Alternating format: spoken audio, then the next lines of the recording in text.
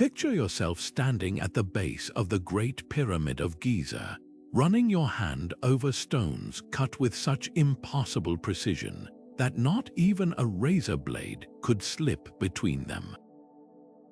Or imagine gazing up at the soaring arches of a Roman aqueduct that has carried water for 2,000 years while modern concrete crumbles after just decades.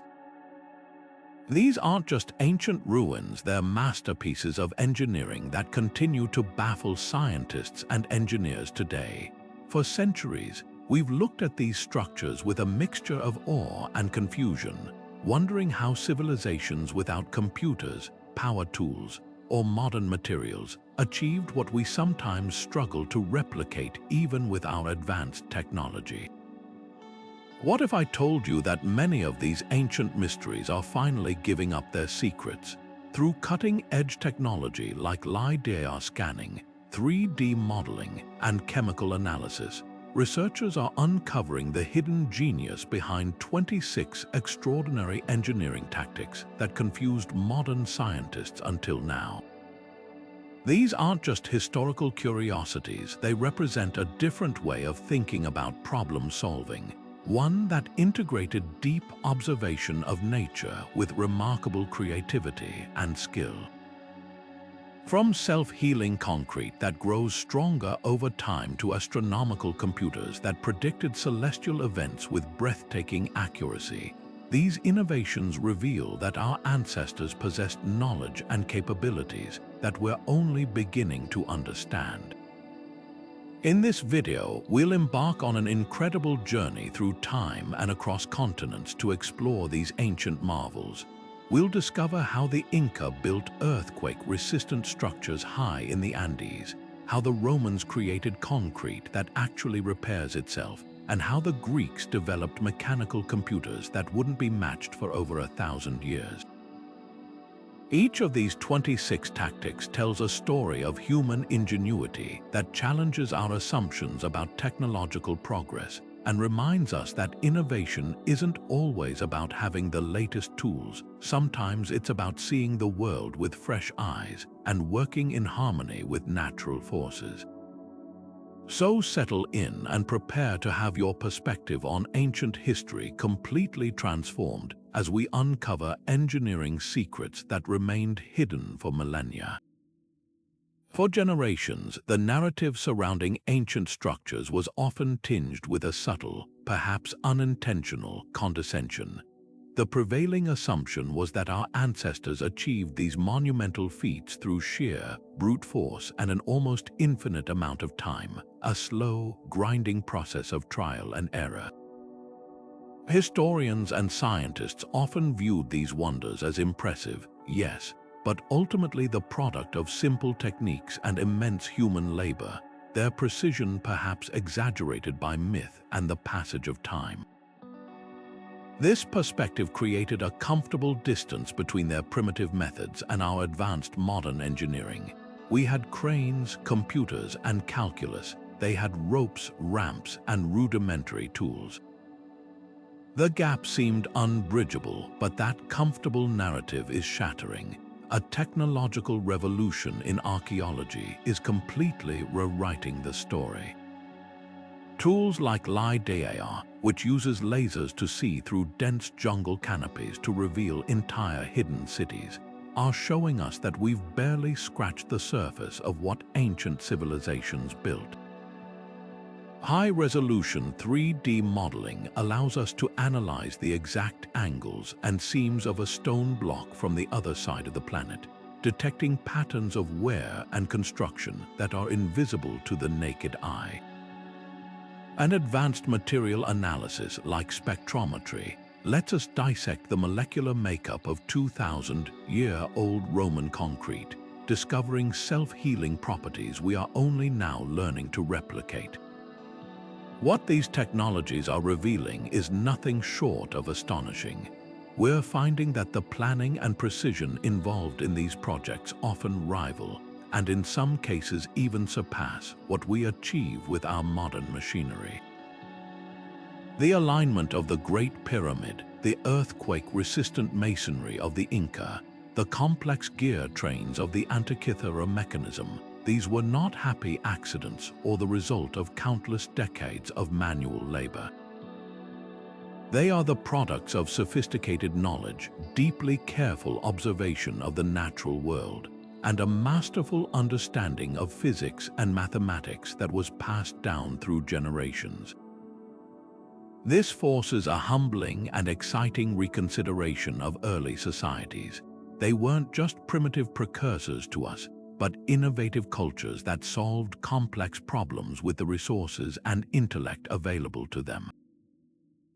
This reevaluation is far more than an academic exercise for historians. It has profound, practical implications for our world today. Modern engineers are now looking to these ancient tactics for inspiration, seeking sustainable solutions to contemporary problems. The discovery of self-healing Roman concrete, for instance, is directly influencing the development of new, more durable, and eco-friendly building materials that could reduce our colossal carbon footprint from construction. The ingenious passive cooling and water collection systems found in ancient Persian and Mesopotamian architecture are providing blueprints for designing energy-efficient buildings in our era of climate change. This ancient wisdom, born from necessity and a deep harmony with the environment, offers a masterclass in resilience and sustainability that we desperately need. As we embark on this exploration of 26 specific tactics, it's crucial to approach them not as isolated curiosities, but as pieces of a larger puzzle. Each discovery peels back another layer of our own assumptions about the past, revealing a tapestry of human ingenuity that is far richer, more complex, and more advanced than we ever imagined. This journey is about more than just understanding how they built these structures. It's about understanding how they thought. It's a window into the minds of people who looked at a mountain and saw a quarry, who looked at a river and saw a power source, and who looked at the stars and saw a blueprint. Their boundless creativity in manipulating their environment with limited resources is a powerful reminder that true innovation isn't always about having the best technology, it's about having the best ideas. High in the mist-shrouded peaks of the Andes, the ancient city of Machu Picchu stands as a breathtaking testament to Inca engineering genius. What truly astonishes visitors and researchers alike isn't just its dramatic location, but the incredible precision of its stonework. The massive granite blocks fit together with such perfection that you cannot slip even the thinnest piece of paper between them. This construction method, known as ashlar masonry, represents a puzzle that confused scientists for generations. How did a civilization without iron tools, without the wheel, and without mortar achieve a level of precision that would be challenging even with our modern technology? For decades, the prevailing theory was one of immense patience and brute force that Inca stonemasons painstakingly ground each stone against another using sand and water until they achieved a perfect fit. While this explained the precision, it didn't account for the incredible scale and speed at which these structures were built. Recent archaeological discoveries and experimental studies have revealed a far more sophisticated process. Researchers now believe the Inca used a combination of precise stone dressing techniques and an ingenious trial and error fitting system. Craftsmen would carefully shape a stone using harder stones as hammers and then repeatedly test its fit against its neighbor, Chinese letter adjustments each time. They used a slurry of wet clay or mud to create fingerprints on the receiving stone, showing exactly where high spots needed to be ground down. This iterative process, combining simple tools with systematic methodology, allowed them to achieve near-perfect joins. The true brilliance of this technique reveals itself during earthquakes. Peru sits in one of the most seismically active regions on Earth, yet these dry stone walls have survived centuries of tremors that would reduce modern buildings to rubble. The secret lies in their flexible construction. Without rigid mortar binding them together, the stones can actually shift and sway during an earthquake, dancing with the motion of the earth before settling back into their original positions. The precise interlocking creates enough friction to hold the structure together while allowing just enough movement to dissipate seismic energy. This earthquake-resistant design is so effective that modern structural engineers are now studying Inca walls to improve building codes in seismic zones around the world. What's perhaps most remarkable is how the Inca integrated their understanding of materials with their environment. They selected different types of stone based on their intended use: softer limestone for intricate carvings and harder granite for structural walls. They understood how different rock types would weather over time and interact during seismic events. This holistic approach to engineering, where design was inseparable from environmental conditions and material properties, represents a level of sophistication we're only beginning to fully appreciate through advanced computer modeling and simulation. The walls of Machu Picchu are more than just beautiful stonework. They are a masterclass in sustainable, resilient architecture that has stood the test of time and tectonics. While the Inca were mastering seismic resilience high in the mountains, an entirely different engineering mystery was taking shape across the ocean, one that literally formed the foundation of an empire. The Romans constructed harbors, aqueducts, and monuments that have withstood 2,000 years of weathering, earthquakes, and even the rise and fall of empires themselves. Meanwhile, many modern concrete structures show significant decay after just 50 years, requiring constant and costly repairs. This staggering difference in durability baffled materials scientists for centuries. How could an ancient civilization produce a building material so superior to our own? The answer, lost to history for millennia, was finally uncovered not through ancient texts, but through advanced molecular analysis, revealing a secret ingredient and a self-healing capability we are only now learning to replicate. The Romans didn't have modern chemistry textbooks, but they possessed something perhaps even more valuable: immense empirical knowledge born from centuries of trial and observation. Their concrete was a simple mixture on the surface: lime, water, and an aggregate of rubble and stones. But the true magic came from a specific additive, volcanic ash, particularly from the town of Pozzuoli near Naples. This material, known as pozzolana, was the enigmatic component that gave Roman concrete its legendary strength. For years, modern engineers assumed Roman concrete's longevity was just a happy accident, a fortunate combination of materials that we had improved upon with our more scientific Portland cement. This assumption turned out to be profoundly incorrect. The breakthrough in understanding came when researchers began applying advanced tools like electron microscopes and X-ray spectrometers to samples of ancient Roman concrete, particularly from marine structures like the breakwater at Portus Cossanus in Italy. What they discovered was nothing short of revolutionary. When seawater seeped into the microscopic cracks that inevitably form in any concrete, it didn't accelerate decay as it does in modern versions. Instead, it triggered a complex chemical reaction. The salt water interacted with the lime and the volcanic ash to form rare, plate-like crystals of a mineral called aluminous tobermorite. These crystals effectively filled the cracks, acting as a permanent repair kit that made the concrete even stronger over time. The Romans had accidentally created the world's first self-healing material, a capability that modern materials science is desperately trying to emulate. This process is a stunning example of long-term thinking that modern construction has largely abandoned, where we see concrete as a static, inert material that will inevitably degrade. The Romans engineered a living, reactive substance that actually improved with age and environmental exposure. The very thing that destroys modern concrete water, particularly salt water, was the catalyst that strengthened the Roman version. This isn't just a historical curiosity, it has massive implications for our modern world.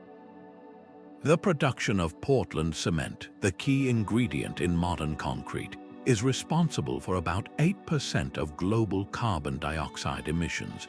Creating a more durable concrete that requires less maintenance and replacement could significantly reduce this environmental burden. Inspired by this ancient wisdom, teams of scientists and engineers around the world are now racing to develop modern versions of self-healing concrete. Some are embedding bacteria that produce limestone when exposed to water, effectively mimicking the Roman process with biological agents. Others are creating microcapsules filled with healing agents that rupture when cracks form. The goal is the same: to move beyond our brittle, static building materials and create structures that can maintain themselves, just as the Romans did. This ancient tactic, born from observation and practical experimentation rather than theoretical science, is now guiding some of the most cutting-edge research in sustainable construction, proving that sometimes the path forward requires us to look back. Imagine a lump of corroded bronze and wood pulled from the wreckage of an ancient Roman cargo ship off the coast of the Greek island of Antikythera. For nearly half a century after its discovery in 1901, this unassuming artifact was largely ignored, catalogued as a navigational instrument or perhaps an astrolabe, a curious but not revolutionary find. It wasn't until the 1950s that a scientist, intrigued by glimpses of gear teeth through the cracks, decided to take a closer look with the emerging technology of X-ray imaging. The resulting radiographs revealed something that would send shockwaves through the history of science and technology. This was no simple navigational aid. It was an astoundingly complex machine, a clockwork universe in a box, and it would force us to completely rewrite our understanding of ancient Greek capabilities. What the X-rays unveiled was a miniature bronze universe, a symphony of interlocking precision. The device contained over 30 meticulously cut bronze gears, some with teeth so fine they were barely a millimeter wide, all designed to mesh together in perfect harmony. This wasn't just a simple calculator, it was a true analog computer, capable of modeling the irregular motions of the heavens with breathtaking accuracy. By turning a hand crank on the side, the user could advance the mechanism to any future date and watch as dials and pointers displayed the positions of the sun, the moon, and likely the 5 known planets. It could predict lunar and solar eclipses, and one of its most fascinating dials even tracked the 4-year cycle of the ancient Olympic Games. The level of astronomical understanding and mechanical sophistication required to build such a device was, according to the conventional historical timeline, utterly impossible for the 2nd or 1st century BCE. The genius of the mechanism lies in its mathematical precision, achieved through an ingenious arrangement of gear trains. To account for the moon's elliptical orbit, which causes it to speed up and slow down, the designers used a clever pin and slot device that varied the rotation, effectively creating the first known differential gear in history, a technology not seen again until the 16th century. The gear ratios weren't arbitrary. They were based on highly accurate astronomical cycles known to Babylonian scholars centuries earlier. For instance, one crucial gear train perfectly captures the Metonic cycle, a period of 19 years after which the phases of the moon repeat on the same dates. This synthesis of Babylonian astronomical data and Greek mechanical engineering represents a pinnacle of ancient scientific achievement that we never knew existed. This single device shatters the long-held belief that complex geared technology was a product of the medieval or Renaissance eras. The Antikythera mechanism was not a one-off fluke or a miraculous outlier. Cicero himself wrote about a similar device brought to Rome by the general Marcus Marcellus after the sack of Syracuse, a celestial globe built by the legendary inventor Archimedes. This suggests the mechanism was part of a known tradition, a school of thought and craftsmanship that produced these incredible computers. The knowledge required to design and manufacture such a device, the understanding of gear ratios, metallurgy, precision casting, and advanced astronomy implies a lost world of technological innovation, a Hellenistic scientific revolution that was ultimately lost to history, perhaps in the fires of the Library of Alexandria or the chaos of the Roman Empire's decline. The existence of the Antikythera mechanism forces a profound and humbling reconsideration of the arc of human progress. Our timeline isn't a simple, upward-sloping curve from primitive to advanced. Instead, it's a story of peaks and valleys, of brilliant innovations that can be lost for centuries, only to be rediscovered later. This one artifact connects the theoretical astronomy of the ancient world directly to the mechanical clocks and computers of the modern era, proving that the spark of genius that led to the scientific revolution was ignited not in the 16th century, but more than a millennium earlier. It stands as a powerful testament to the fact that our ancestors were far more than philosophers and artists.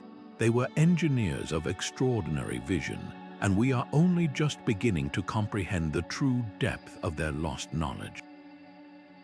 While the Greeks were building intricate mechanisms to map the heavens, another ancient civilization was using the stars themselves to perform an engineering feat of staggering precision on the ground. The Great Pyramid of Giza doesn't just impress with its scale, it humbles with its accuracy. Its base is aligned to the cardinal directions with an error of just 1/15 of a single degree, a level of precision that would be a remarkable achievement even with today's sophisticated GPS and laser theodolites. For centuries, this near-perfect orientation towards true north presented a maddening puzzle.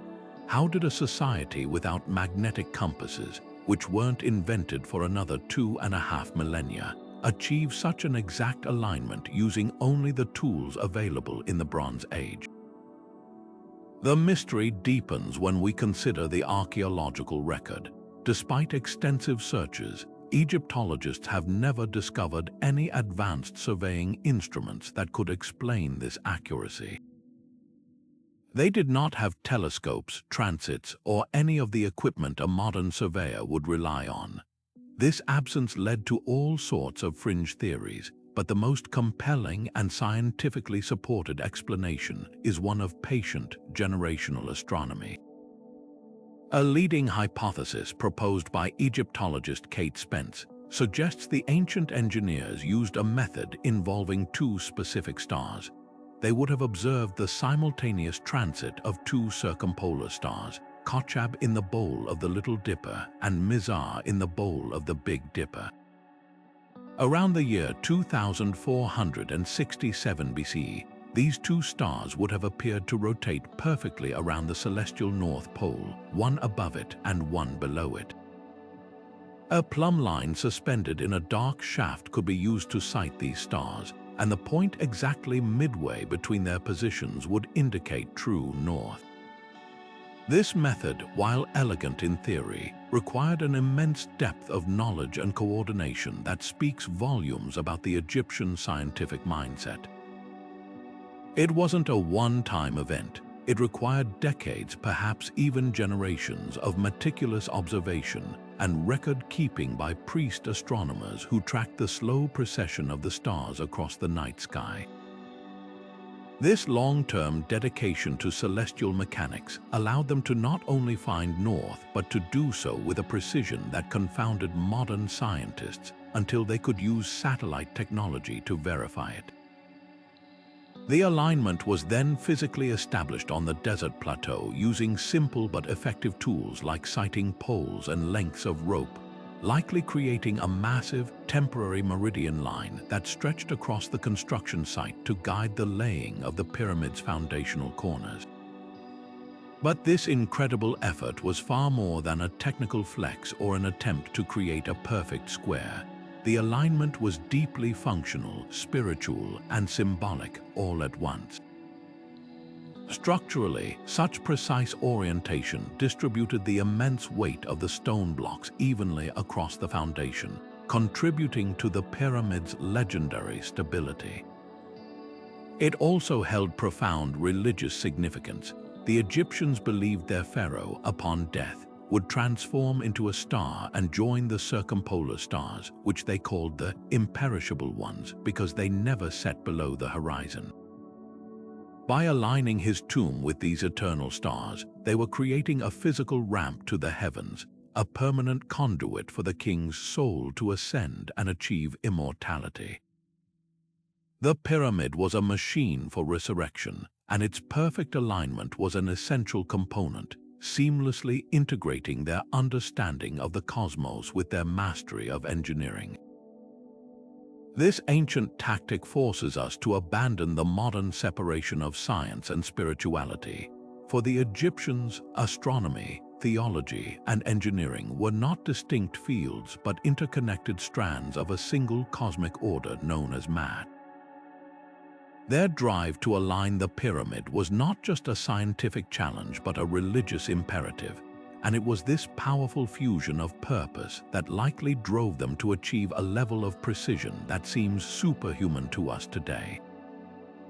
We now understand that their methods were not magical but were born from a profound, patient, and holistic observation of the natural world, a lesson in how a different world you can yield results that continue to baffle and inspire us millennia later. Far to the south of the Inca's mountainous domain, sprawled across the arid plains of Peru, lies one of archaeology's most visually stunning and intellectually baffling creations, the Nazca Lines. From the ground, these vast geoglyphs appear as little more than shallow scratches in the earth, a chaotic network of trails and trenches. But ascend to the vantage point of a nearby hill or, as we can today, view them from an aircraft, and these seemingly random lines coalesce into breathtakingly precise forms. A hummingbird with a beak longer than a football field, a spider with perfectly proportioned legs, a monkey with an intricately coiled tail, and geometric shapes so vast they seem to stretch to the horizon. For decades, their sheer scale and the fact that their full glory is only visible from the air-fueled wild speculation and sensational theories, with many claiming they were ancient runways for extraterrestrial visitors or messages meant for gods in the sky.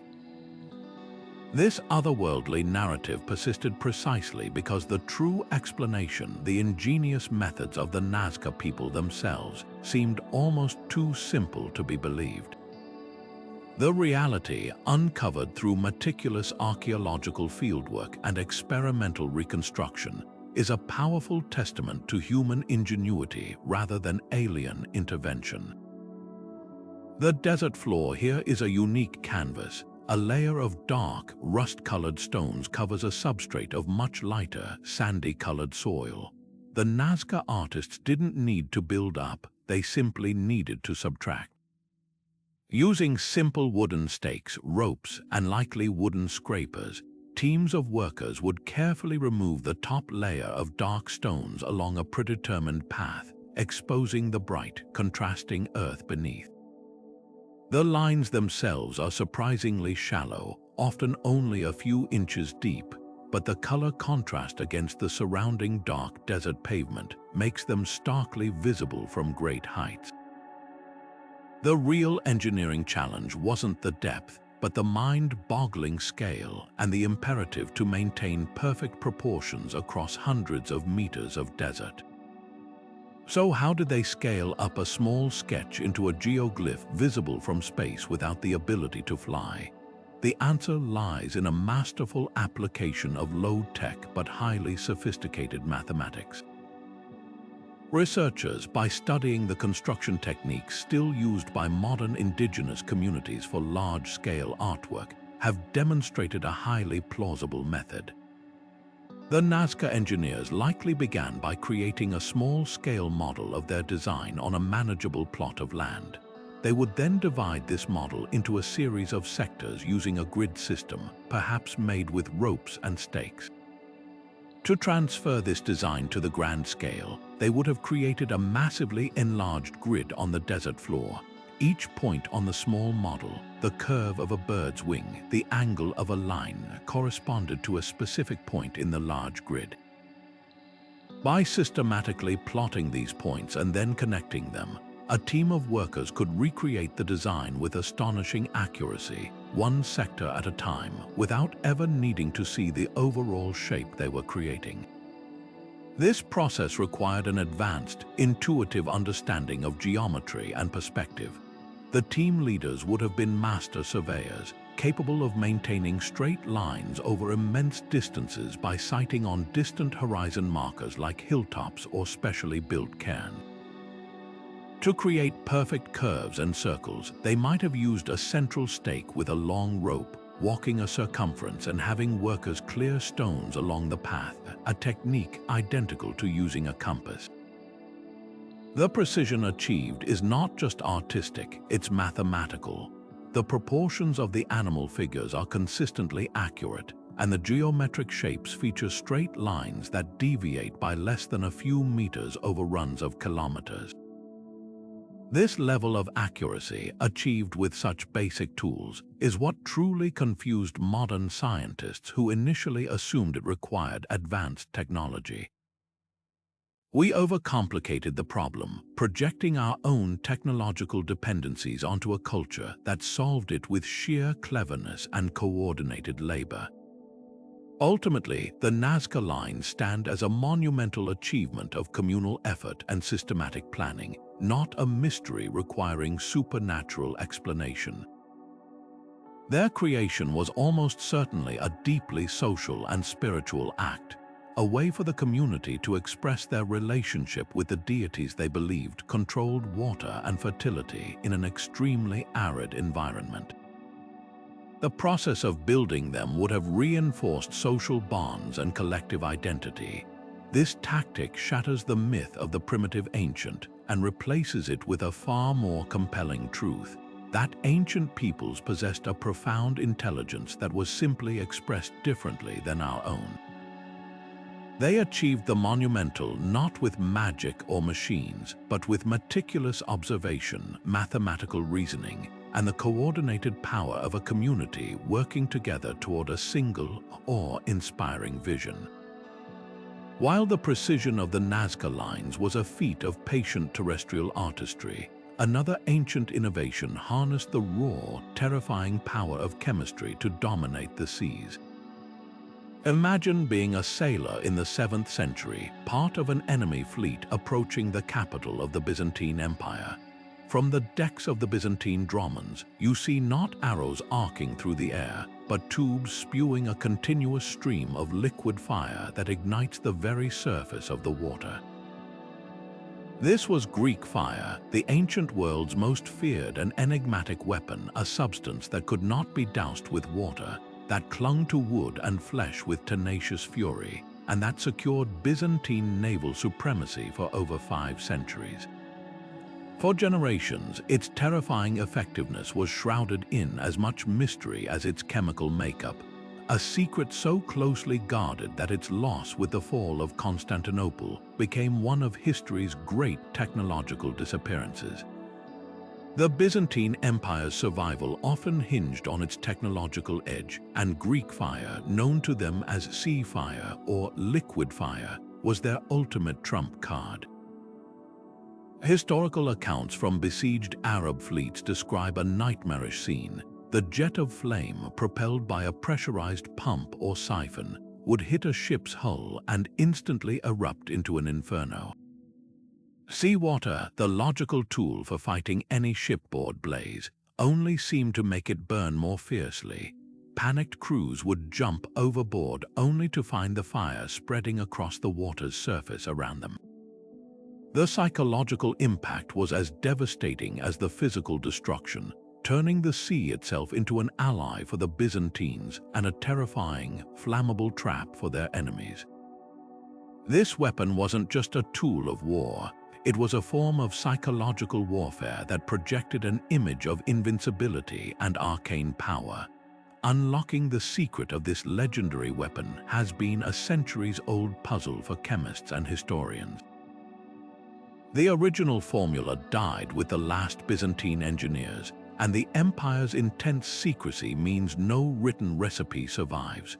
What we have are fragments of descriptions, often allegorical or deliberately obscure, from Byzantine chroniclers and their terrified adversaries. Modern forensic archaeology, however, has begun to piece together a plausible formula. The base was almost certainly a form of crude petroleum or naphtha, naturally occurring in seeps around the Black Sea. This provided the flammable liquid base, but the true genius lay in the additives. Analysis suggests the mixture likely included quicklime, a substance that undergoes a violent exothermic reaction when it contacts water, generating enough heat to instantly ignite the petroleum stream upon ejection.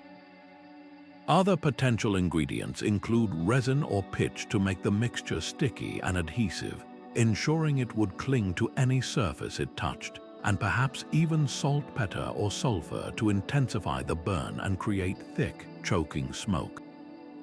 The real challenge in replication wasn't just the ingredients, but the delivery system and the precise understanding of the chemical reactions involved. The Byzantines possessed an empirical, hands-on knowledge of chemistry that was far ahead of its time.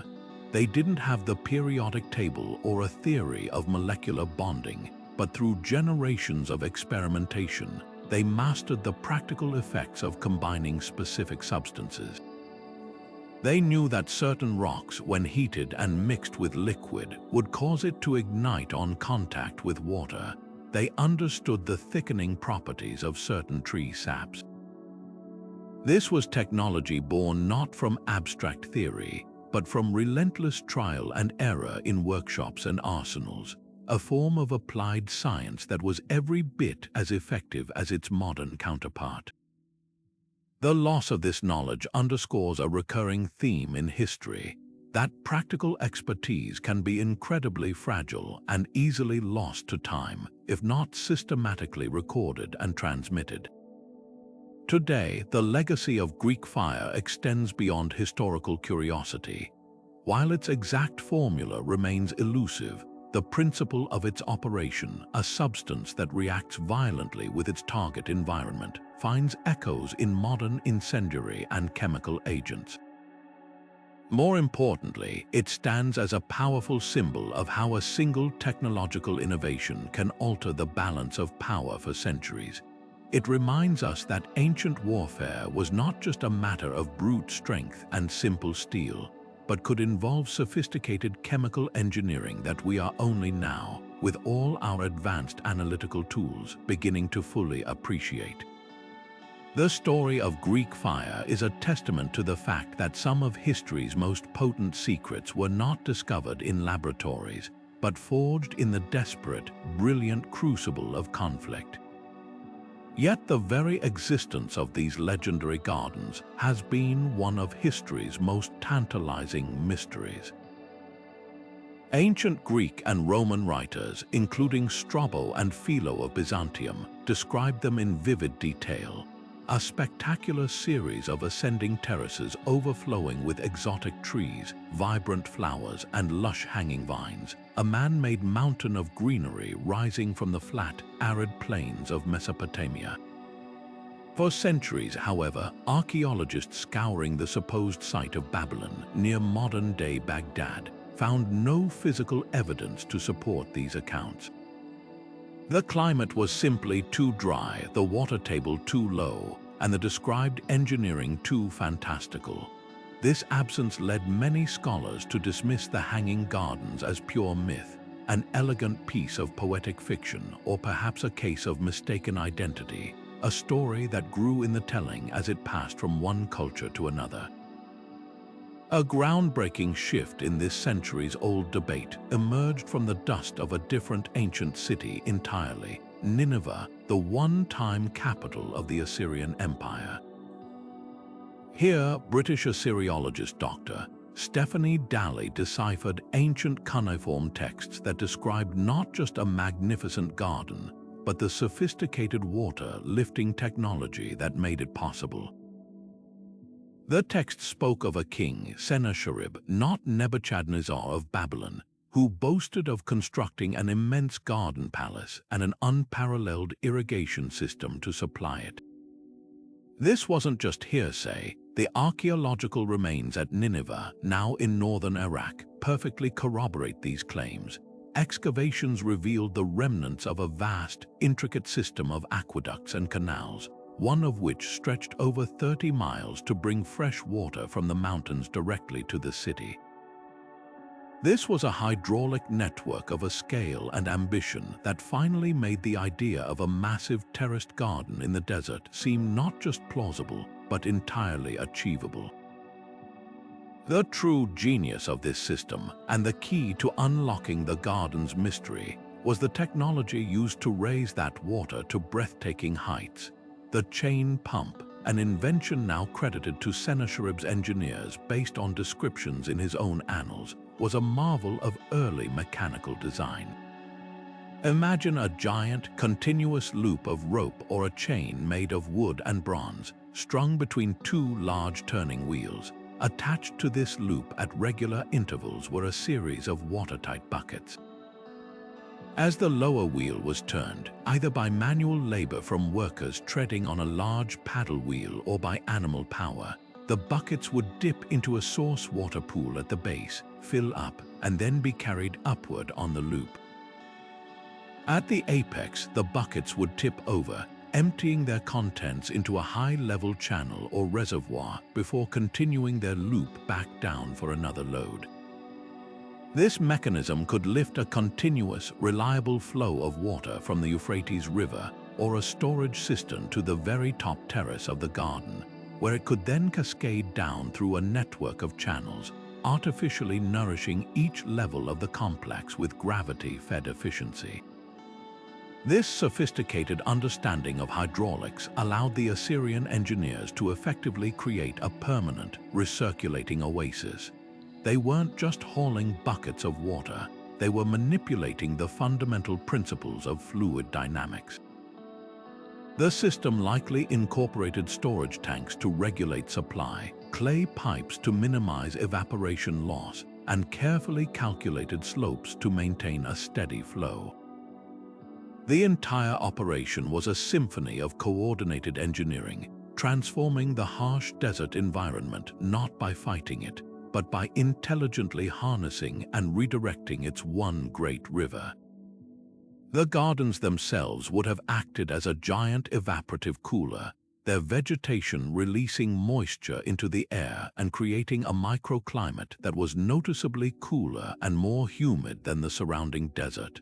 A stunning example of ancient climate control achieved through pure botanical and hydraulic ingenuity.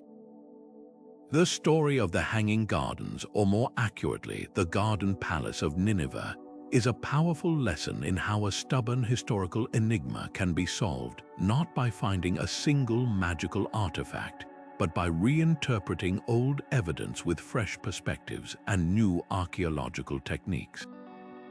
It teaches us that ancient engineers viewed their environment not as a limitation, but as a series of problems to be solved with creativity and relentless innovation.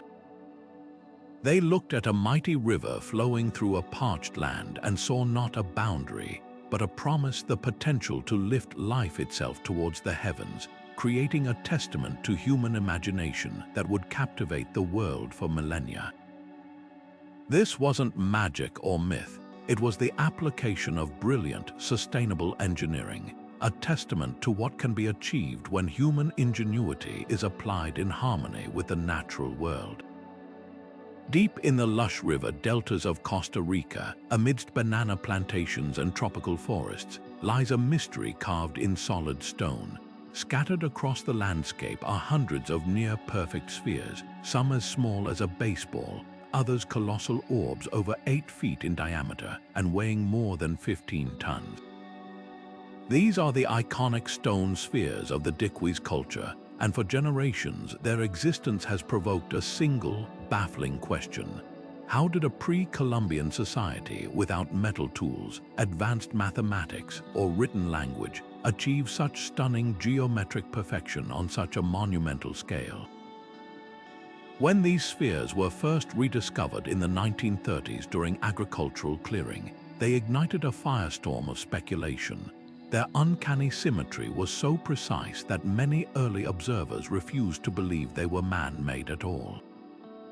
Theories spiraled into the realm of science fiction, suggesting they were navigational aids for alien spacecraft, relics from the lost continent of Atlantis, or naturally formed geological oddities. Even more mainstream archaeological theories leaned towards the fantastical, proposing they were precise astronomical calendars mapping constellations, or powerful symbols of authority arranged in patterns that mirrored celestial events. The sheer effort required to create them seemed to demand a purpose as grand and mysterious as their appearance. The truth of their construction, however, is a profound testament to human patience and skill rather than lost technology or otherworldly intervention. Through meticulous archaeological investigation and experimental archaeology where modern craftspeople attempted to replicate the process using only tools available to the Diquís, a clear picture has emerged. It was a laborious, multi-stage process that began with selecting a large boulder of granodiorite, a hard, coarse-grained igneous rock. The initial rough shaping was achieved through controlled heating and cooling. Workers would build a hot fire against the rock and then rapidly cool the heated surface with water, causing flakes to fall off. This thermal shock technique allowed them to remove large portions of material without having to painfully pound it all away. Once the general spherical form was achieved, the real work began, the refinement. Using hammerstones made of an even harder rock, like gabbro or quartzite, craftsmen would patiently peck away at the surface, gradually eliminating irregularities.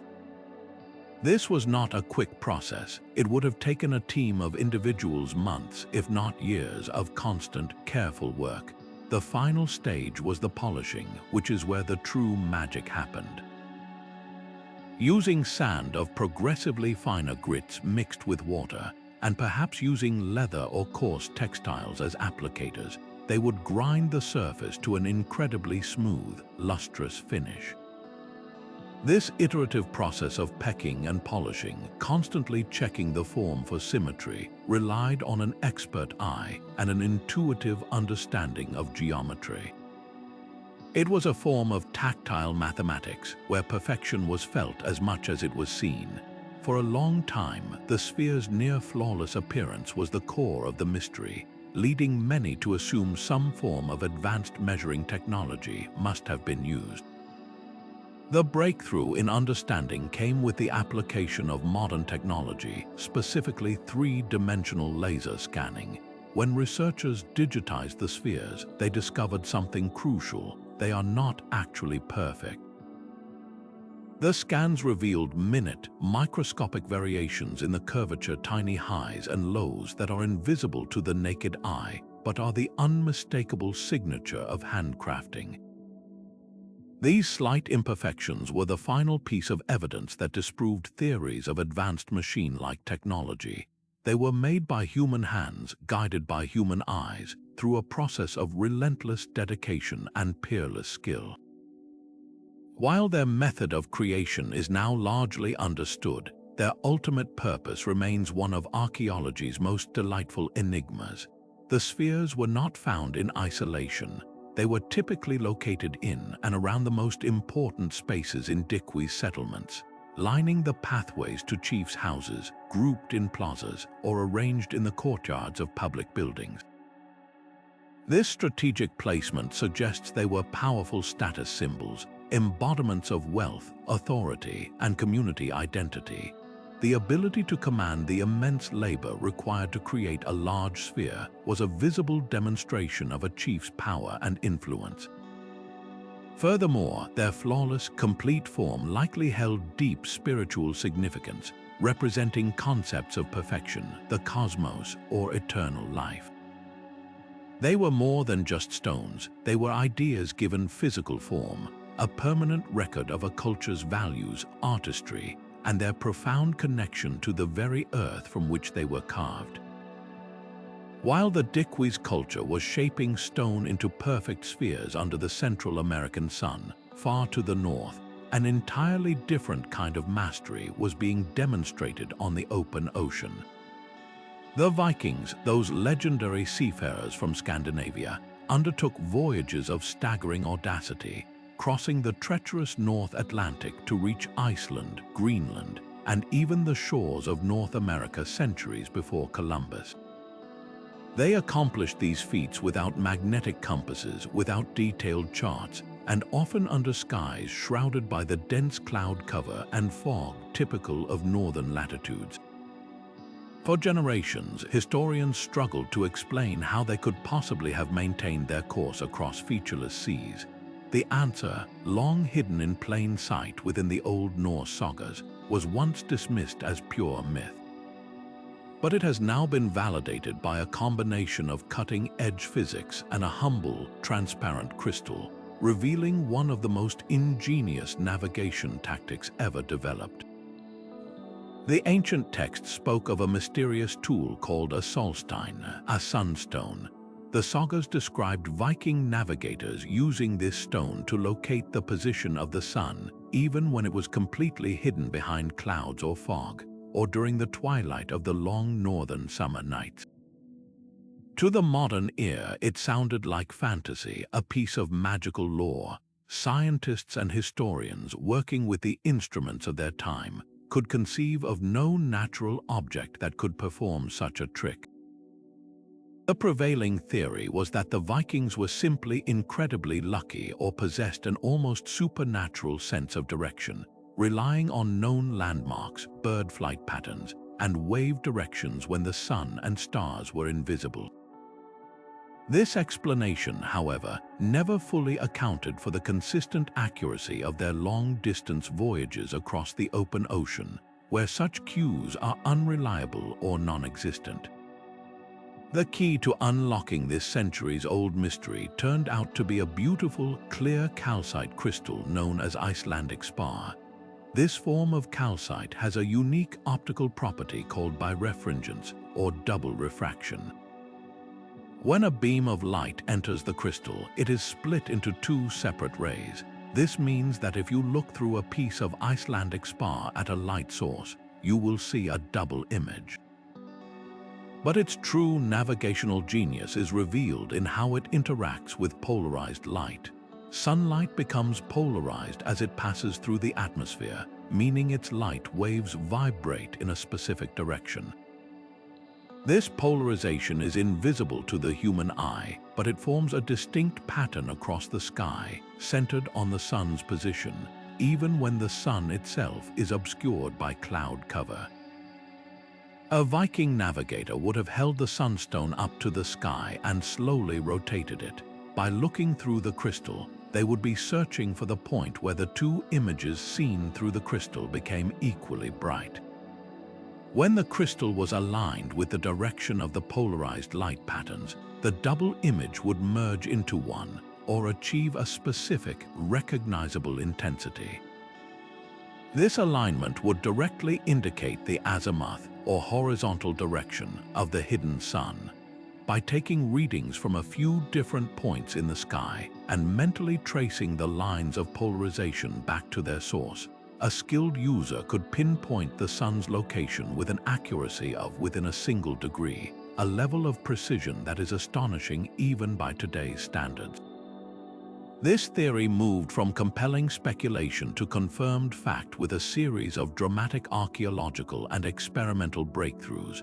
The first tangible evidence emerged from the wreck of an Elizabethan warship that sank in 1592. Among the artifacts recovered was a clear chunk of Icelandic spar. While not a Viking ship itself, its presence on a navigational vessel from a later era proved that the principle of using such crystals for navigation was known and practiced.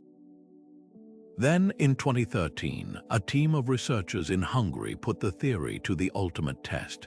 They equipped a small aircraft with nothing but a set of sunstones calibrated with polarizing filters. Flying across the Arctic on overcast days, the pilots used these ancient instruments to determine their heading. The results were staggering. The sunstone navigation method proved to be consistently accurate, successfully guiding the plane along its intended route without any modern instruments. The myth had been transformed into a validated, replicable scientific fact. This discovery does more than just explain how the Vikings found Greenland. It fundamentally reshapes our understanding of their culture. They were not just fierce warriors and raiders, they were astute applied scientists and masterful observers of the natural world.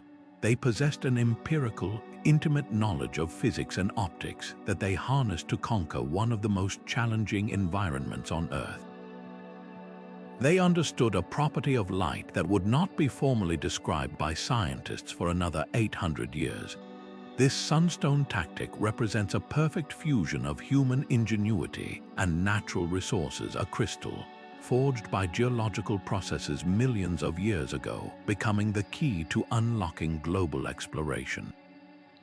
It stands as a powerful testament to the idea that the most advanced technology is not always the most complex. Sometimes it is the simple, elegant application of a deep understanding of the world itself. While the Vikings were mastering open ocean navigation with crystals, deep in the humid rainforests of Mesoamerica, the Maya were developing an architectural solution to a completely different set of challenges.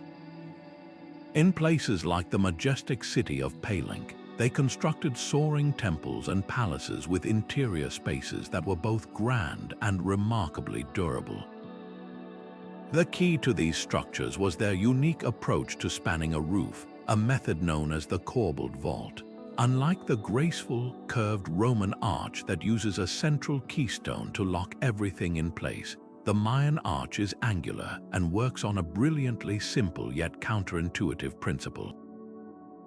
Each successive layer of stone is cantilevered inward, slightly overhanging the one below it, until the two sides finally meet at the top to form an inverted V shape. To a modern engineer's eye, this might look unstable, even precarious, as if the entire structure is constantly on the verge of collapsing inward. This very appearance is what led early archaeologists to profoundly underestimate its sophistication, assuming it was a primitive precursor to the true arch developed later in Europe. This initial assessment couldn't have been more wrong. The genius of the Corbelled vault wasn't in defying gravity, but in collaborating with it in a uniquely effective way. The weight of the stones and the roof above them isn't just pushing downward, it's channeled along the angled sides of the vault, transferring the load diagonally outward and down into the massive, thick walls on either side. The entire structure becomes a self-buttressing system, where each stone is locked in place by the immense compressive force of the ones above and around it. This method created an incredibly stable enclosure without needing any mortar at all. The precise cutting and placement of each stone were so exact that they relied on friction and geometry alone, a testament to the skill of Mayan masons who shaped these blocks with simple stone tools. The environmental benefits of this design were just as critical as the structural ones. The thick masonry roofs produced by these vaults were exceptional at thermal mass regulation. In the sweltering tropical climate, they absorbed heat during the day, keeping the interior spaces surprisingly cool and comfortable. At night, they would slowly release that stored heat, moderating the temperature drop. Furthermore, the steep pitch of the vaulted roofs was perfectly adapted to heavy rainfall.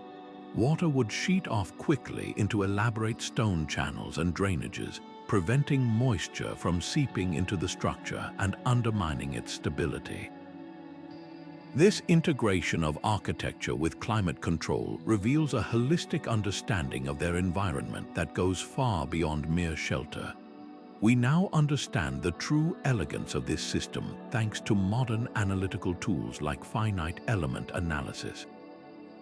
Computer models can simulate the immense forces at play within a structure like the Temple of the Inscriptions at Palenque, mapping the precise pathways of stress and compression. These models confirm that the Maya possessed an intuitive, yet highly advanced, grasp of load-bearing principles and masonry angles. They knew exactly how much each stone could overhang the one beneath it without failing, and they understood how the entire assembly would behave as a cohesive unit under stress. This knowledge wasn't written down in engineering textbooks. It was encoded in a tradition of craftsmanship passed down through generations of builders who learned through observation and experience. Their innovations demonstrate that profound architectural wisdom can be achieved through a deep, empirical dialogue with materials and physics, creating spaces that have endured for over a millennium in one of the most demanding environments on Earth. Imagine a beautifully crafted bronze urn standing in the imperial court of ancient China nearly 2,000 years ago. Adorning its surface are 8 elegantly sculpted dragons, each poised with a bronze ball in its mouth, and below them, 8 corresponding frogs sit with their mouths open, eagerly looking upward. To the scholars and court officials of the Han Dynasty, it was a magnificent work of art, but to its inventor, the brilliant polymath Zhang Heng, it was something far more revolutionary, a functional early warning system for disasters. In 132 AD, he presented what he called his Hufeng Didongye, an instrument for measuring the seasonal winds and the movements of the earth. For centuries, modern historians looked upon descriptions of this device with deep skepticism, viewing it as little more than an elaborate ceremonial ornament, a symbolic piece meant to impress the emperor rather than a functioning scientific instrument. The idea that a second-century device could detect an earthquake hundreds of miles away seemed, to many, like a fanciful legend. The mechanism's described operation only added to its mythic quality. According to historical texts, when a distant tremor occurred, the internal mechanism would be triggered. One of the 8 dragons would release its bronze ball, which would clatter into the mouth of the waiting frog below. The specific dragon that released its ball was not random. It indicated the cardinal or intercardinal direction from which the seismic waves had originated. This allowed officials to not only know that an earthquake had happened, but also where to send aid. The most famous account tells of a time when a dragon released its ball, yet no one in the capital had felt a tremor. Skeptics dismissed it as a mechanical failure until days later, a messenger arrived from a province hundreds of miles to the west reporting a devastating quake. The device had detected what human senses could not, a claim that cemented its legend but was often dismissed by modern scientists as apocryphal, a story that grew in the telling. The turning point in understanding this ancient marvel came when researchers and engineers stopped viewing it as a mere curiosity and began attempting serious reconstructions based on the principles of physics described in the texts. The key to its operation was almost certainly a simple yet highly effective inverted pendulum system. Inside the ornate bronze vessel, they believe Zhang Heng suspended a heavy mass from a delicate pivot or set of springs. This central pillar was carefully balanced, but its equilibrium was exquisitely sensitive to vibrations. The base of this pendulum would have been connected to a set of levers or mechanisms that were aligned with the 8 dragon heads around the vessel's circumference. When seismic waves, specifically the faster-traveling P waves that arrive first from an earthquake, rippled through the ground and reached the instrument, they would cause the heavy mass to sway. This slight movement would then trigger one of the 8 levers, which in turn would release a catch, allowing the corresponding dragon's mouth to open and drop its ball into the frog's mouth directly below.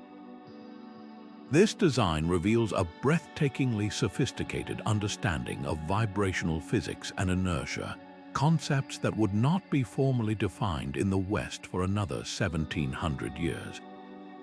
Zhang Heng intuitively grasped that the Earth's movements could be measured mechanically, and that the direction of those initial tremors could be isolated and indicated. His device didn't just sense shaking, it filtered and interpreted it. The choice of 8 directions was not arbitrary, but a practical application of the Chinese compass rose, allowing for precise geographical reporting. The use of a heavy internal mass is a principle that is fundamentally identical to the pendulums at the heart of modern seismographs, which use a stationary mass attached to a moving base to record the Earth's motion. In essence, Zhang Heng's invention was the world's first known seismoscope, a device that detects and indicates the occurrence and direction of an earthquake. The true brilliance of this ancient tactic lies in its perfect marriage of form and function, of artistry and empirical science. The dragons and frogs were not merely decorative, they served a crucial purpose in making the complex output of the machine immediately intelligible to anyone who saw it. A falling ball was an unambiguous signal, a clear command to action in a way that a needle scribbling on a chart would not have been. This was engineering in service of the state and its people, designed for practical disaster response. It stands as a powerful monument to the fact that the spark of the scientific revolution did not flare to life in Renaissance Europe, but had been kindled millennia earlier in cultures across the globe. Zhang Heng, an astronomer, mathematician, cartographer, and poet, embodied this holistic approach to knowledge, where careful observation of the natural world was directly translated into ingenious machines that served humanity, leaving a legacy that would not be matched for over a millennium and a half. While the Maya were perfecting their vaults to manage the heavy rains of the rainforest, on the other side of the world, in the arid and sun-scorched plains of ancient Persia, engineers were confronting the opposite problem: a desperate, existential need to find and conserve water. Their solution was one of the most sustainable and ingenious water management systems ever conceived, a labyrinth of hidden tunnels known as the Kanat. For over 3 millennia, these subterranean aqueducts have quietly channeled life-giving water from deep within the earth to the surface, transforming barren deserts into flourishing oases of agriculture and sustaining great cities like Persepolis. The sheer ambition of these structures is staggering. Kanat snake for miles underground, with some of the longest stretching over 30 miles in length, all built by hand without any mechanical pumps and operating on the simplest yet most reliable force in the universe: gravity. The construction of a single Kanat was a monumental undertaking that required generations of communal effort and a deep, almost intuitive understanding of hydrology and geology. It began with the miraculous act of finding water in a desert. Skilled surveyors, known as mukanis, would search for signs of water at the base of mountain ranges, lush vegetation, specific reed types, or even the presence of certain insects. Once a potential water source was identified, usually a high-elevation aquifer, the grueling work of digging commenced. A mother well was sunk straight down, sometimes to depths of over 100 meters, to tap into the water table. From this starting point, crews of workers would begin the painstaking process of digging the gentle, sloping tunnel that would carry the water to its destination. The true engineering challenge, the one that baffled modern hydrologists for years, was maintaining the precise, incredibly gentle slope of the tunnel, typically a drop of only 1 meter for every 1,000 meters of length. Too steep a slope and the water would flow too violently, eroding the tunnel walls and risking a catastrophic collapse. Too shallow a slope and the water would stagnate, allowing sediment to build up and halting the flow entirely.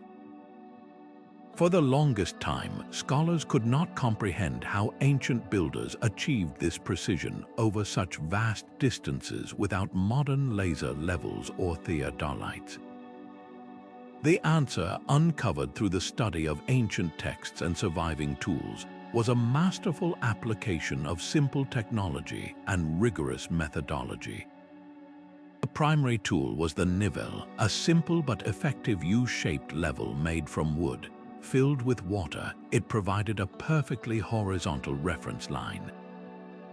Builders would also use an astrolabe or a simple plumb line to measure angles from the surface down ventilation shafts that were dug every 20 to 30 meters along the tunnel's route. These shafts served a dual purpose. They provided oxygen for the diggers and crucial reference points for maintaining the tunnel's direction and gradient from the surface. The mucanes were essentially performing complex trigonometric calculations through empirical practice, using strings and sighting poles to ensure their underground path never deviated from its meticulously planned course. This was surveying of the highest order, accomplished with tools that seemed deceptively primitive to the modern eye. The societal impact of the Kanat system cannot be overstated. It was the foundation upon which Persian civilization was built. By bringing a reliable, clean water supply directly from the protected underground source to the surface, the Kanats enabled the creation of lush gardens, productive farms, and thriving settlements in the middle of the desert. The water emerged into a surface channel at a place called the Majar, often feeding into elegant communal pools and intricate irrigation networks. This wasn't just a piece of infrastructure, it was a powerful social organizer. The construction and maintenance of a Kanat required the cooperation of an entire community, and its water was governed by strict and fair distribution laws that were some of the earliest examples of water rights. The system was also incredibly sustainable because the water flowed in enclosed tunnels. Evaporation loss in the fierce desert heat was virtually eliminated, a stark contrast to open-air canals. Today, as many modern cities and agricultural regions face severe water scarcity, the ancient wisdom of the Kanat is experiencing a dramatic revival. In places like Iran, Afghanistan, and Oman, communities are cleaning and restoring ancient Kanats that have been flowing for centuries, recognizing their unparalleled efficiency. Modern engineers are looking to the principles of the Kanat to inspire new projects for groundwater management and sustainable irrigation, learning from a system that requires no fossil fuels, produces no carbon emissions, and operates in perfect harmony with the natural water cycle. The Kanat stands as a timeless lesson in resilience, a breathtaking example of how human ingenuity can work with the landscape to draw life from the most unlikely of places, creating a legacy that continues to quench the world's thirst. Now, shift your perspective from the subterranean waterways of Persia to the sun-baked sands of Egypt, where an even more visually staggering challenge awaited ancient engineers: the movement and erection of the obelisk. These single pieces of carved granite, often weighing as much as 100 tons and standing over 60 feet tall, are some of the most iconic symbols of ancient Egypt. For centuries, the question of how a civilization without cranes, without wheels capable of bearing such loads, and without complex pulley systems managed to transport these monolithic needles across miles of desert, and then stand them upright with such perfect precision, has been one of Egyptology's most enduring and perplexing mysteries. The sheer audacity of the task invited speculation that ranged from the plausible to the fantastical, with some even suggesting it was evidence of lost technologies or otherworldly intervention. The journey of an obelisk began in the quarries of Aswan, where teams of skilled workers would painstakingly detach a single piece of red granite from the bedrock using nothing more than rounded dolomite pounders and an immense amount of patience. The first part of the puzzle was moving this colossal stone from the quarry to a barge on the Nile, a journey that could be several miles over sand and rock. The long-held assumption was that they used a system of massive wooden sledges pulled by hundreds of laborers. While this made sense in theory, practical attempts to recreate it often failed. The friction between the sledge and the ground was simply too immense for any realistic number of people to overcome, and wooden rollers would have been crushed under the phenomenal weight.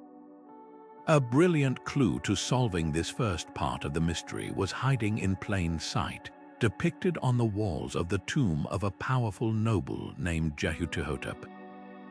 The ancient artwork shows a massive statue being transported on a sledge, and standing at the front of the sledge, a worker is pictured pouring a liquid onto the sand just in front of the runners. For years, this was interpreted as a ceremonial libation. However, a team of physicists from the University of Amsterdam decided to test a more practical hypothesis. What if that liquid was water? Their experiments revealed a stunningly simple yet effective piece of physics. By wetting the sand, they dramatically reduced the friction coefficient.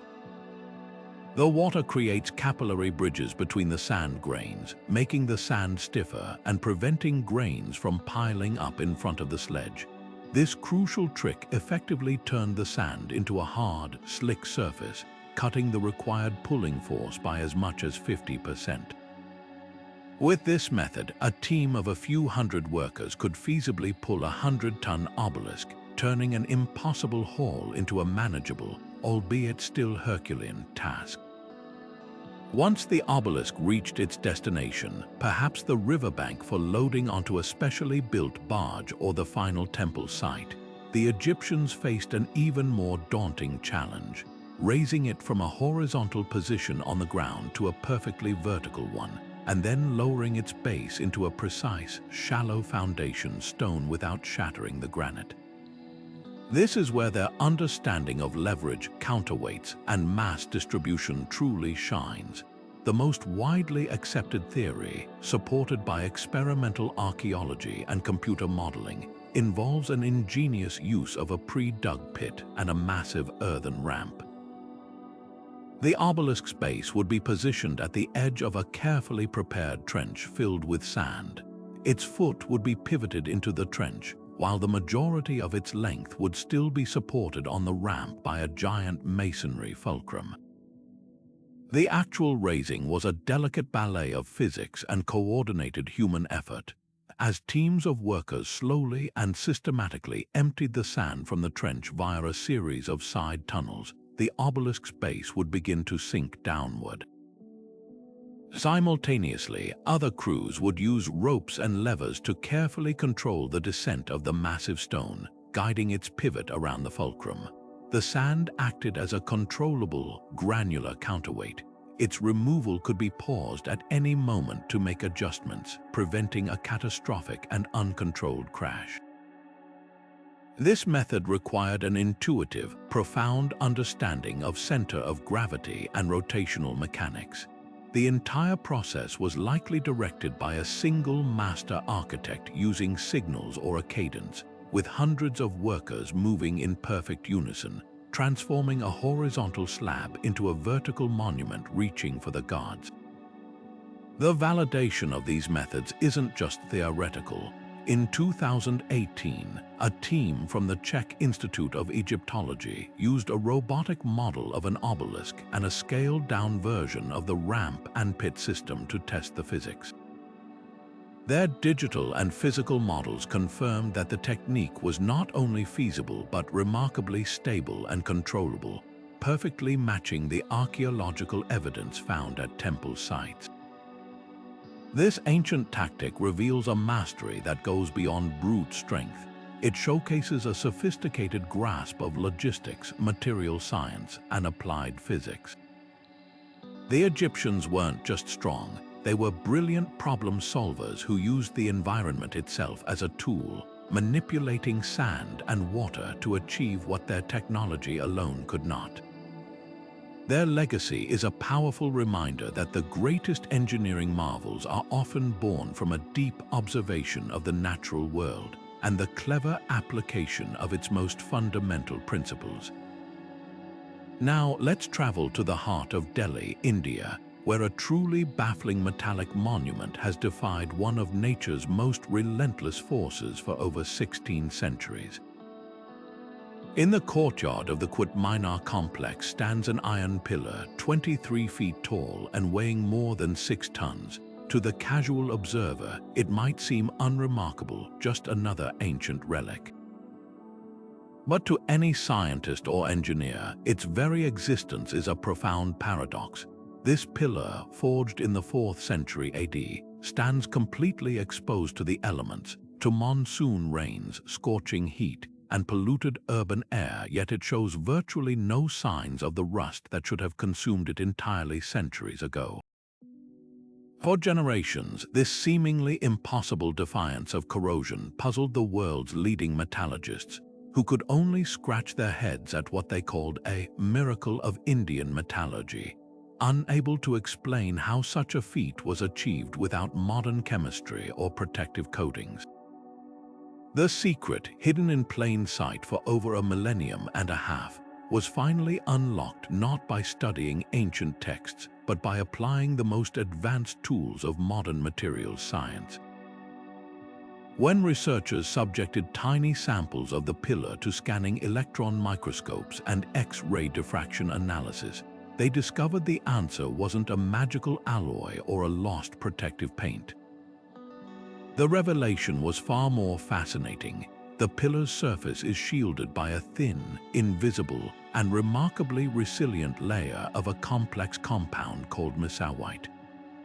This protective film is a crystalline combination of iron, oxygen, and hydrogen that forms an incredibly stable barrier, actively preventing oxygen and moisture from penetrating deeper to attack the underlying metal. It's a self-renewing, passive layer that actually grows stronger and more protective with age, a natural shield that modern industry has struggled for decades to synthetically replicate. This incredible barrier wasn't the result of a deliberate, scientific formula concocted by ancient alchemists. Instead, it was an accidental masterpiece, a happy accident born from the unique and highly skilled forging techniques of Indian blacksmiths. The key lies in the pillar's unique chemical composition, particularly its exceptionally high phosphorus content and its surprisingly low levels of manganese and sulfur. Modern wrought iron is processed to remove phosphorus, as it's considered an impurity that can make metal brittle. But the ancient Indian smiths used a specific type of iron ore and a unique method of smelting it in small clay furnaces called bloomeries, which resulted in a high phosphorus iron. They were not purifying the metal, they were working with what nature provided, and in doing so, they unknowingly created the perfect recipe for longevity. The process of shaping the pillar itself further enhanced this protective quality. Historical evidence and metallurgical analysis suggest the immense column was not cast, but was instead hand-forged by a team of smiths who meticulously welded and hammered together a series of individual iron discs in a massive, coordinated effort. This repeated heating, hammering, and cooling, a process akin to modern forging, further encouraged the formation of the protective mesawite layer at the surface. The craftsmen's intuitive control over temperature and their relentless hammering didn't just shape the metal, it fundamentally altered its surface chemistry, creating a nanoscale shield through the sheer force of their skill and traditional practice. They achieved through artisanal craftsmanship what we now strive for in sterile laboratories. The implications of this discovery are rippling through the world of modern materials science. Corrosion is a multi-billion-dollar global problem, eating away at bridges, ships, pipelines, and infrastructure, requiring constant maintenance, replacement, and enormous financial and environmental costs. The search for more durable, sustainable materials is urgent. The Delhi pillar offers a breathtakingly elegant blueprint.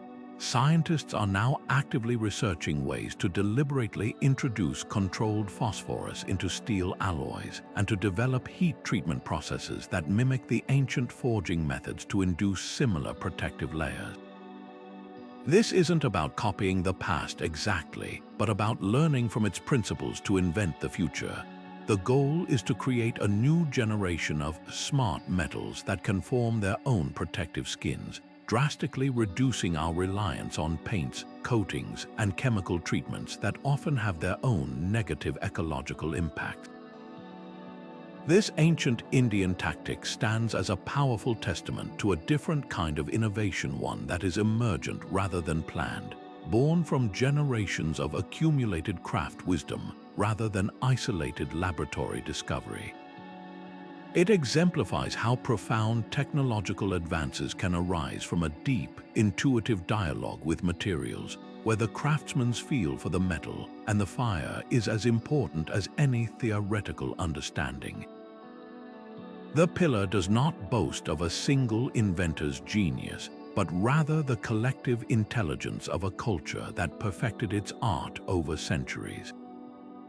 It reminds us that sometimes the most advanced solution isn't about complexity, but about understanding and harnessing the hidden potential within the simplest of elements, a lesson in sustainability that has been standing quietly in the Delhi sun for over 1600 years. And now, journey with me from the metallic marvels of India to the sun-drenched acropolis of Athens, where the Greeks were mastering an entirely different kind of engineering, one that manipulated not metal, but the human mind itself. The Parthenon stands as the ultimate symbol of classical perfection, a monument so harmonious to the eye that it has inspired artists and architects for millennia. But what appears to be a building of flawless straight lines and right angles is, in fact, a masterpiece of deliberate and sophisticated deception. Every single line in the Parthenon is actually a subtle curve. Its massive columns bulge slightly in the middle and tilt infinitesimally inward, while its majestic base arcs almost imperceptibly upward. To the casual observer, these features are completely invisible, yet without them, the entire structure would appear to sag and distort, a visual trick that confused and divided scholars for centuries. For generations, architects and historians engaged in a fierce debate over these curious imperfections. Were they simply the result of settling over time, or perhaps mistakes made by overworked stone masons? Could such a grand temple truly be riddled with what looked like errors?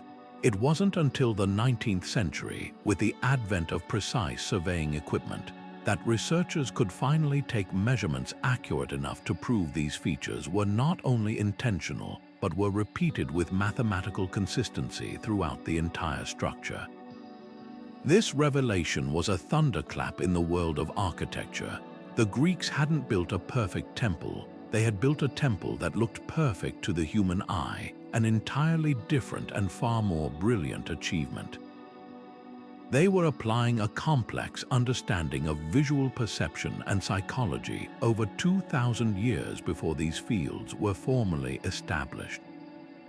This intentional refinement of straight lines to counteract optical illusion is known as intosses, a term derived from the Greek word for tension or stretching. The application of intosses to the columns is perhaps the most famous example. If the Parthenon's columns were built with perfectly parallel sides, a phenomenon known as the intosses of the eye would make them appear to curve inward like an hourglass, creating a weak and unsettling visual effect. By deliberately building the columns with a gentle, swelling curve, a bulge of about 2.5 inches on a 34-foot column, the Greek architects created the illusion of absolute straightness and muscular strength. This wasn't a wild guess, it was a carefully calculated optical correction, a geometric recipe applied with unwavering consistency, but the genius doesn't stop with the columns. The entire temple platform, the stylobate, curves upward in the center by about 4 inches on its 100-foot length. If it were perfectly flat, the human eye would perceive it as sagging in the middle under the immense weight of the marble.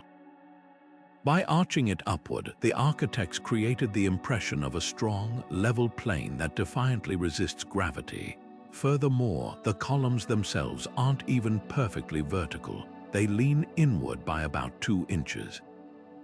The corner columns are also subtly thicker than the others, as they would be seen against the bright sky and might otherwise appear thinner and weaker. This incredible attention to detail reveals a design philosophy that was holistic, considering every possible angle of view and every trick of light and shadow. This was engineering in service of human experience, a profound acknowledgement that a building's beauty is not an objective measurement but a subjective perception. The Parthenon's architects, Ictinus and Callicrates, under the guidance of the sculptor Phidias, understood that they were building for people, not for abstract geometric ideals.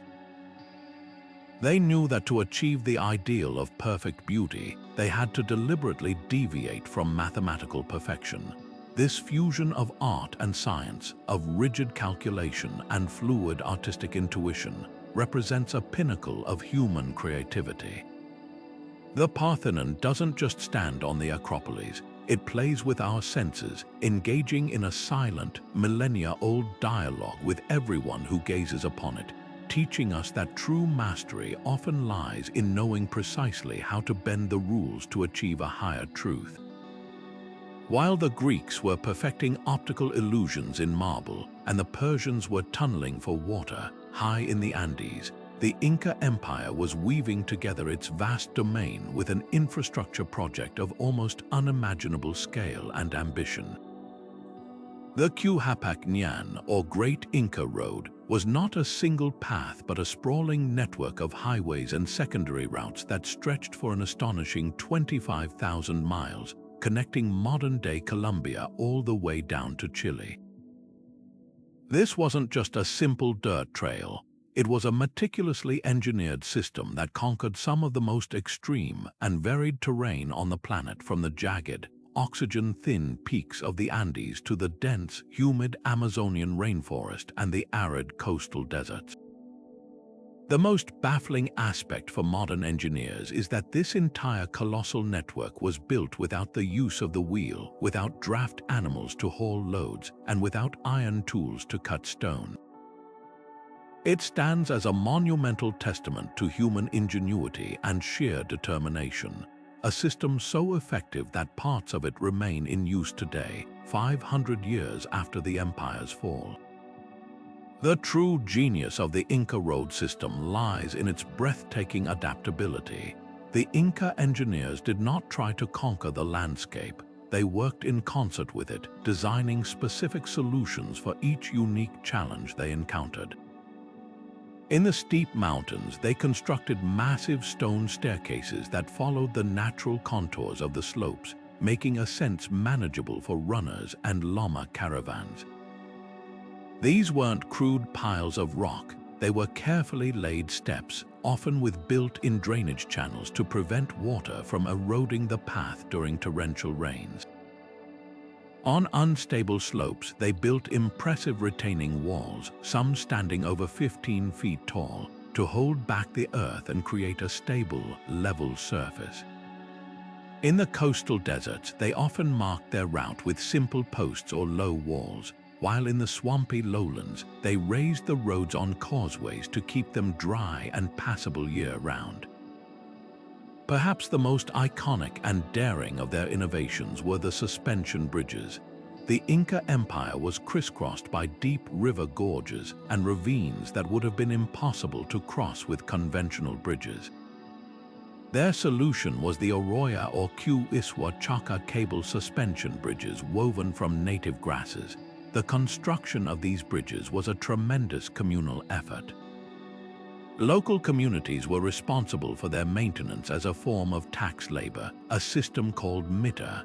They would braze tough, resilient iku grass into massive ropes, some as thick as a human torso.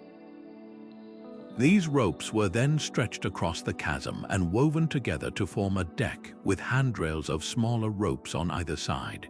While they might sway alarmingly in the wind, these bridges were incredibly strong, capable of supporting large columns of people, llamas, and even Spanish conquistadors on horseback. They were so vital that a specialized group of bridge keepers maintained them, and the most famous, like the bridge over the Apurimac River, became legendary feats of engineering. Beyond the physical structures, the road system was a marvel of planning and logistics. The Inca were master surveyors who understood how to find the most efficient route through impossible geography. Recent LiDAR technology, which uses lasers to map the ground beneath dense forest canopies, has revealed that the roads were often aligned with celestial features and sacred geographical points, known as huacas. This means the network wasn't just practical, it was also spiritual, connecting the empire in a cosmological sense as well as a physical one. The roads were also equipped with a sophisticated communication system. Every few miles, a tambo or way station provided shelter, supplies, and fresh runners for the chasquis, the imperial relay messengers. A message could travel over 200 miles in a single day through this system, making the Inca communication network faster than any in the world until the invention of the telegraph. This holistic approach to infrastructure, blending sheer practicality with environmental harmony and spiritual significance, is perhaps the most valuable lesson the Inca left for modern civil engineering. They built for durability and minimal maintenance, using local materials and labor in a sustainable cycle. Their roads were designed to work with the forces of nature, not against them. Today, as we grapple with the environmental impact of our own infrastructure, from crumbling concrete highways to the carbon cost of new construction, the Inca model offers a powerful alternative perspective. It shows us that the most resilient and enduring systems are those that are woven into the very fabric of the landscape and the society they serve, a timeless example of how to build not just for the present, but for the centuries to come. While the Inca roads demonstrate a mastery of large-scale planning and adaptation, another ancient innovation reveals a hidden genius at the microscopic level, locked within the very mortar that holds one of the world's most iconic structures together. For centuries, visitors and researchers alike have noted a curious inconsistency along the Great Wall of China. Some sections, battered by centuries of wind, rain, and seismic activity, stand remarkably strong and intact. Others, often built in the same period and from similar stone, show significant decay and erosion. The difference was a complete mystery, seemingly a random outcome of time's relentless assault. It wasn't until modern scientists turned their advanced analytical tools on the wall's smallest components that they uncovered a delicious secret, one that had been hiding in plain sight for over 500 years. The strongest sections of the wall weren't held together by a superior type of rock or a more advanced construction technique, but by a simple, everyday ingredient from the Chinese kitchen: sticky rice. This revelation came through the meticulous work of materials scientists who used techniques like chromatography and mass spectrometry to analyze the chemical composition of the ancient mortar. In the most durable sections, they didn't just find the expected lime, sand, and water. They discovered the unmistakable molecular signature of amylopectin, a complex carbohydrate that is the key component of sticky rice. This was no accidental contamination. The evidence showed that Ming Dynasty engineers had developed a specific recipe, intentionally mixing a soup of sticky rice porridge with the standard lime mortar. This created a revolutionary composite material, an organic-inorganic hybrid, that boasted physical properties far superior to anything else available at the time. The amylopectin from the rice acted as a natural inhibitor, slowing down the growth of large, weak calcium carbonate crystals that typically form in lime mortar. Instead, it encouraged the development of a dense, microcrystalline structure that was significantly more cohesive and water-resistant. The practical benefits of this ingenious recipe were immediately apparent to the builders. The rice mortar was incredibly durable, resisting weathering from rain and wind far better than traditional mixes. More importantly, it displayed a remarkable flexibility that allowed it to absorb and dissipate the immense energy of earthquakes, a common threat in the region. This flexibility prevented the brittle cracking that often causes stone structures to fail during tremors. The mortar was also more adhesive, creating a stronger bond between the stones and bricks, which made the wall more resistant to the constant mechanical stresses of its mountainous environment. This was empirical materials science at its absolute finest. The Ming engineers may not have understood the molecular mechanics of amylopectin, but through systematic experimentation, they discovered that this particular organic additive produced a mortar with clearly superior performance characteristics, and they implemented it on a massive scale. What makes this discovery so profoundly relevant today is its potential to revolutionize modern construction from an environmental standpoint. The production of ordinary Portland cement, the primary binder in modern concrete, is an incredibly energy-intensive process that requires heating limestone to extremely high temperatures. This single industry is responsible for approximately 8% of all global carbon dioxide emissions. The ancient Chinese rice mortar offers a compelling and sustainable alternative. By using a plant-based polymer to replace a significant portion of the cement, we can drastically reduce the carbon footprint of our building materials. Inspired by this centuries-old tactic, researchers are now developing new biocomposite mortars using various organic wastes and natural polymers. These new materials are not only stronger and more flexible, but also require less energy to produce, creating a more resilient and eco-friendly future for construction, all thanks to a culinary insight from the Ming dynasty. This story is a powerful testament to the innovative spirit of ancient engineers who viewed their entire world as a potential toolkit. They didn't see a boundary between the kitchen and the construction site. A problem of structural integrity was solved not with a complex chemical synthesis, but with a pot of rice. This pragmatic, resourceful approach, using locally available, sustainable materials to create superior solutions, is a philosophy modern engineering is only now beginning to fully embrace. The Great Wall's secret ingredient reminds us that sometimes the most advanced technology isn't found in a laboratory, but in the accumulated wisdom of the past, waiting for us to recognize its value and build upon it for a better tomorrow. Of all the ancient inventions we take for granted, perhaps none is more iconic than the wheel. It seems like the very definition of simplicity, a round object that reduces friction and makes it easier to move heavy things. For generations, the story of its invention was told as a singular eureka, a moment, a brilliant flash of insight that propelled humanity out of the Stone Age and into an era of mobility and commerce. Archaeologists and historians often pictured a lone, unknown genius in Mesopotamia around 3500 BC, suddenly conceiving of a rolling disc, forever changing the course of civilization. This narrative of sudden, revolutionary invention is compelling, but it turns out to be almost entirely wrong. The true history of the wheel is far more fascinating, a story of gradual, incremental evolution that reveals how our most transformative technologies often emerge not from a single mind, but from centuries of patient tinkering and adaptation. The journey of the wheel didn't begin with transportation at all. The earliest precursors were found in the potter's workshop.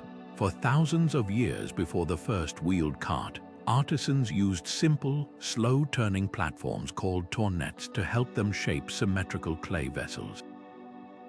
These were not wheels in the rotational sense we think of. They were heavy stone discs that were manually turned and then released, using their own inertia to spin for a short while.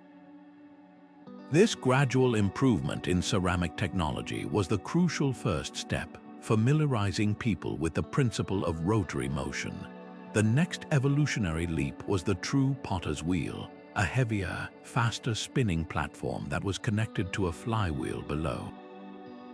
This design, which appeared in Mesopotamia around the 4th millennium BCE, required a sophisticated understanding of rotational force and momentum. It was this mature potter's wheel, a machine in its own right, that provided the conceptual and technical blueprint for what would come next. Applying that same principle of rotary motion to the problem of load transportation was the next great challenge, and it was far more complex than simply attaching a disc to a cart. The invention of the wheel and axle is not one invention but three, and each presented its own set of puzzles. First, you need the wheel itself, a durable circular disc. Second, you need a fixed axle that rotates with the wheels or within the cart's body. And third, and most crucially, you need to solve the interface between the two, managing the immense forces of friction, load distribution, and wear at the point where the stationary and moving parts meet. The earliest wheels were not spoked and rimmed like we imagine. They were simple, solid wooden discs, essentially cross-sections of a tree trunk, often made from 3 planks held together with cross-shaped braces. These were incredibly heavy and inefficient, but they worked. They were attached to a fixed axle that was greased with animal fat or bitumen to reduce friction, and the entire assembly was then secured to a cart.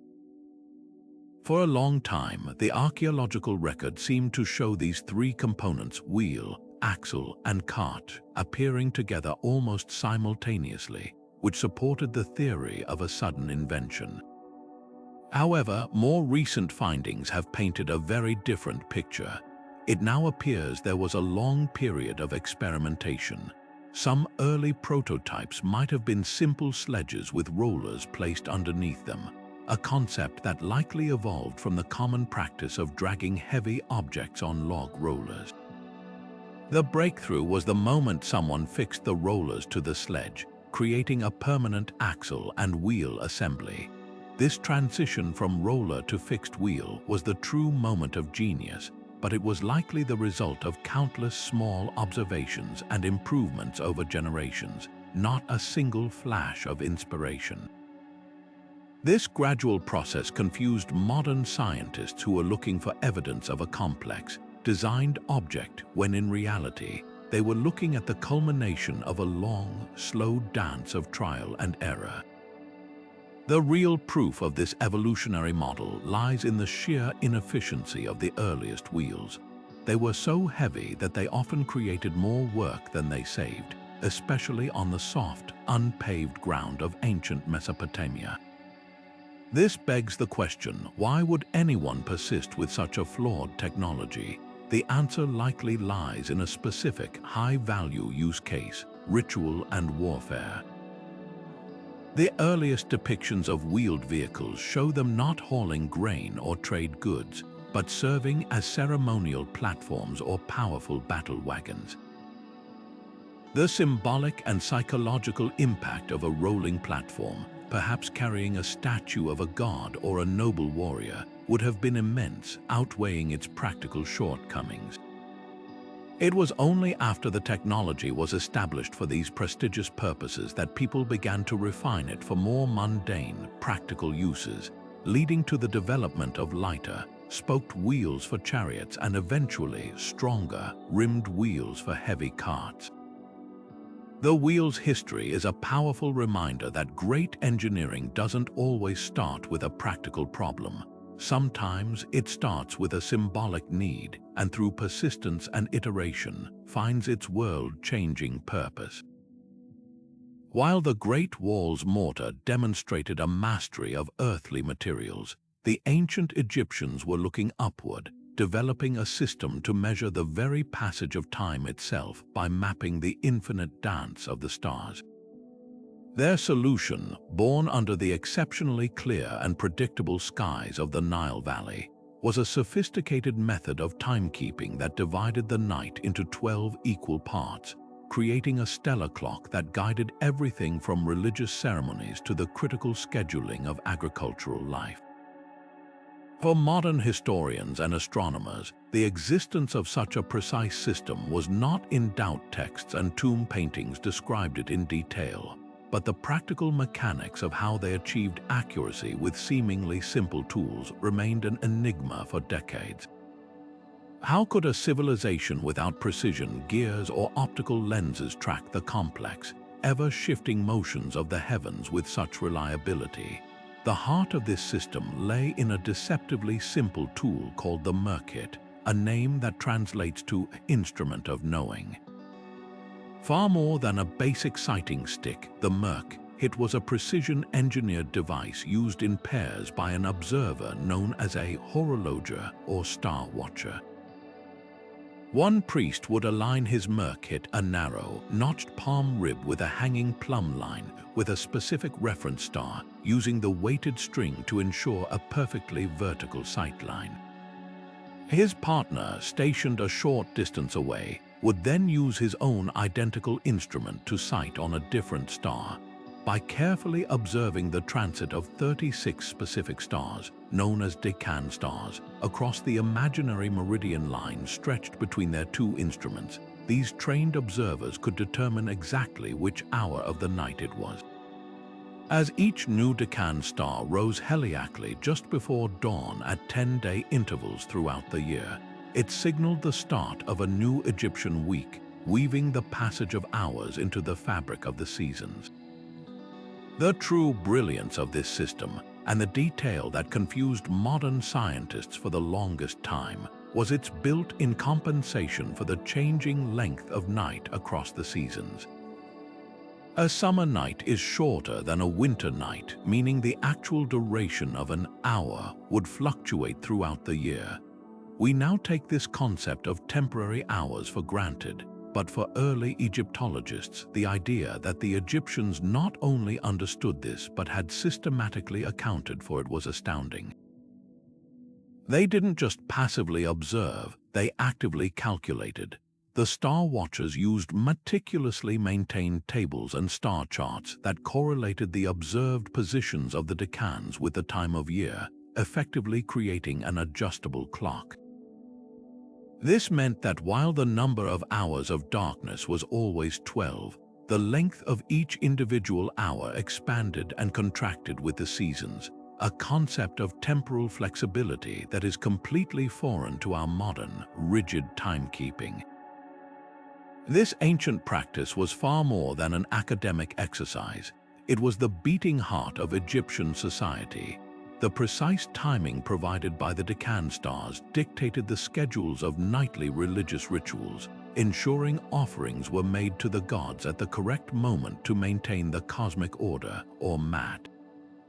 For the vast majority of the population who were farmers, the heliacal rising of certain Deccan stars served as an infallible agricultural calendar. The appearance of Sirius just before dawn, for instance, heralded the imminent, life-giving Nile flood, the event upon which the entire civilization's food supply depended. This celestial warning system gave farmers critical days to prepare their fields and irrigation channels, turning an unpredictable natural event into a manageable, scheduled occasion. The legacy of this Egyptian timekeeping tactic is profoundly embedded in our modern world. Their division of the night and day into 12 equal segments is the direct ancestor of our own 24-hour day.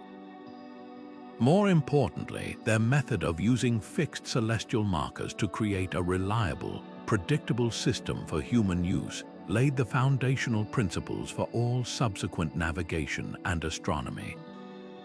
The Greek navigators who sailed the Mediterranean, the Arab astronomers who refined the astrolabe, and even the European clockmakers who built the first mechanical timepieces all stood on the intellectual shoulders of those Egyptian star watchers with their merkits.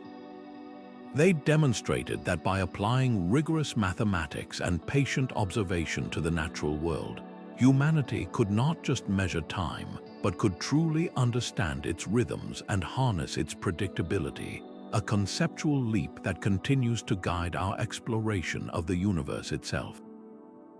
While the Egyptians were charting the stars to mark the passage of time, the Romans were engaged in a monumental earthly endeavor that would redefine urban life for centuries to come.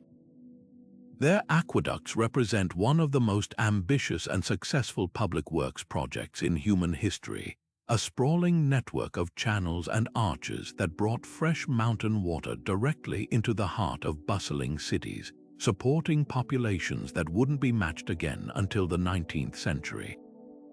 The sheer scale is almost incomprehensible. 11 major aqueducts fed ancient Rome alone, delivering over 1 million cubic meters of water every single day, an amount comparable to the modern water supply of a city like New York.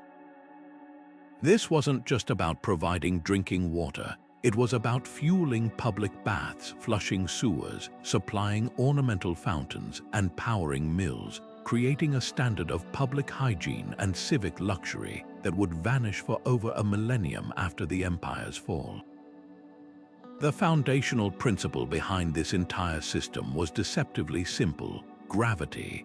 Unlike other ancient cultures that relied on manual pumps or laborious bucket chains to move water, the Romans let nature do the work. But harnessing gravity effectively over such vast distances required an almost supernatural level of precision. The water source, often a spring high in the mountains, had to be higher than the destination city. The aqueduct channel, or specus, then had to maintain an incredibly gentle, consistent downhill slope all the way to its end point, a gradient of just a few centimeters per kilometer. This is where Roman engineering genius truly shines, achieving this minuscule slope across 50, 80, or even 100 kilometers of varied terrain, dealing with hills, valleys, and rivers, is a surveying challenge that would be difficult even with today's laser-guided equipment. The fact that they accomplished it with simple tools is a testament to their skill and patience. Their primary surveying instrument was the Corrobate, a remarkable piece of technology for its time. This was a long wooden bench about 6 meters in length, with perfectly parallel legs and a shallow trough carved along its top. The surveyor would fill this trough with water, creating a perfectly level reference line. By sighting along the water's surface or using adjustable graduated legs, they could determine the lay of the land with astonishing accuracy.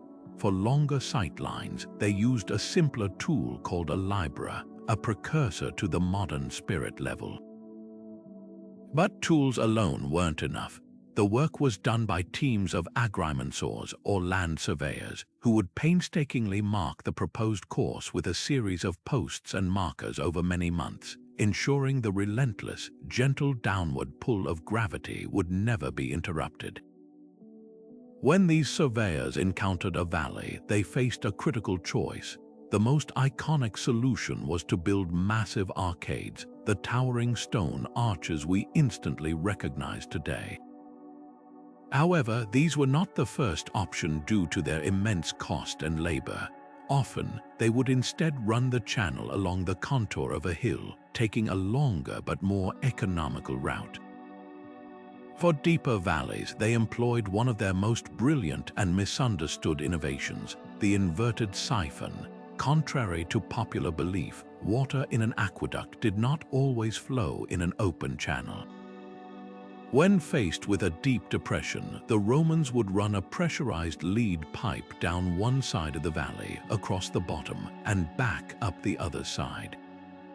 This seems to defy gravity, but it works due to the principle of hydrostatic pressure. Because the water source was always higher than the destination, the pressure created by the weight of the water flowing down the pipe was sufficient to push it back up the other side, as long as the outlet was lower than the inlet. These siphon pipes, made from solid lead sheets, had to be strong enough to withstand immense pressure, a manufacturing feat in itself. Recent computational fluid dynamics models have revealed another layer of sophistication previously hidden from view. The Romans designed their aqueduct channels with a specific semicircular cross-section that was not arbitrary. This shape, combined with their precise control over the flow rate and slope, created a self-cleaning system. The water moved at a velocity that was fast enough to prevent silt and debris from settling and clogging the channel, but slow enough to minimize turbulent, erosive force. They even incorporated settling tanks called piscini limeriae at regular intervals. These were small, expanded basins where the water would slow down, allowing any suspended particles to settle to the bottom before the cleaner water continued its journey. This attention to water quality ensured that what arrived in the city was remarkably clean by ancient standards. The impact of this engineering marvel on Roman urban life cannot be overstated. It was the aqueduct that enabled the famous public baths, which were far more than just places to get clean. They were social hubs, gymnasiums, and libraries. It was the constant flow of water that flushed the city's revolutionary sewer system, the Cloaca Maxima, carrying waste away to the Tiber River and drastically reducing the spread of waterborne diseases. This investment in public health infrastructure directly supported the dense population growth that made Rome the ancient world's first megalopolis. The aqueducts were a powerful symbol of Roman civic virtue and engineering prowess, a demonstration that the state could and would provide for the well-being of its citizens on a scale never before imagined. Their empirical approach, driven by the practical needs of a growing empire, created a legacy of public works that would inspire engineers for centuries and stands as a permanent reminder of what a society can achieve when it commits to harnessing nature for the public good. Isolated in the vast expanse of the Pacific Ocean, Easter Island, or Rapa Nui, presents one of archaeology's most visually arresting and intellectually stubborn puzzles, the moai. Nearly 900 of these immense, solemn-faced statues dot the island's landscape, with the largest standing over 30 feet tall and weighing a staggering 82 tons. For generations, the question of how a few thousand people, with no access to metal, wheels, or draft animals, transported these colossal figures from the central quarry to ceremonial platforms around the island's perimeter has been a source of intense debate and wild speculation. The most persistent theory, popularized for decades, involved a Herculean effort of log rolling, where the statues were dragged on sledges or rolled atop felled palm trees. This explanation, while seemingly logical, created its own devastating paradox, suggesting the islanders had recklessly deforested their own homeland into oblivion just to move their stone giants, a narrative of ecological suicide that became a cautionary tale for the modern world. This long-held theory, however, has been dramatically overturned by a combination of experimental archaeology and a renewed respect for the island's own oral traditions. The log rolling method, when tested, proved problematic. The island's terrain is notoriously rugged and uneven, littered with sharp volcanic rock that would have snagged and shattered any wooden rollers. Furthermore, the immense pressure exerted on a small contact point would have quickly crushed the logs, requiring a constant supply of new timber that the island's limited resources could never have sustained. The ecological collapse story, it turns out, was built on a shaky foundation. A new generation of researchers, led by archaeologists Terry Hunt and Carl Lipo, began to question the assumption, asking a simpler question: what if the islanders used a method that required no wood at all?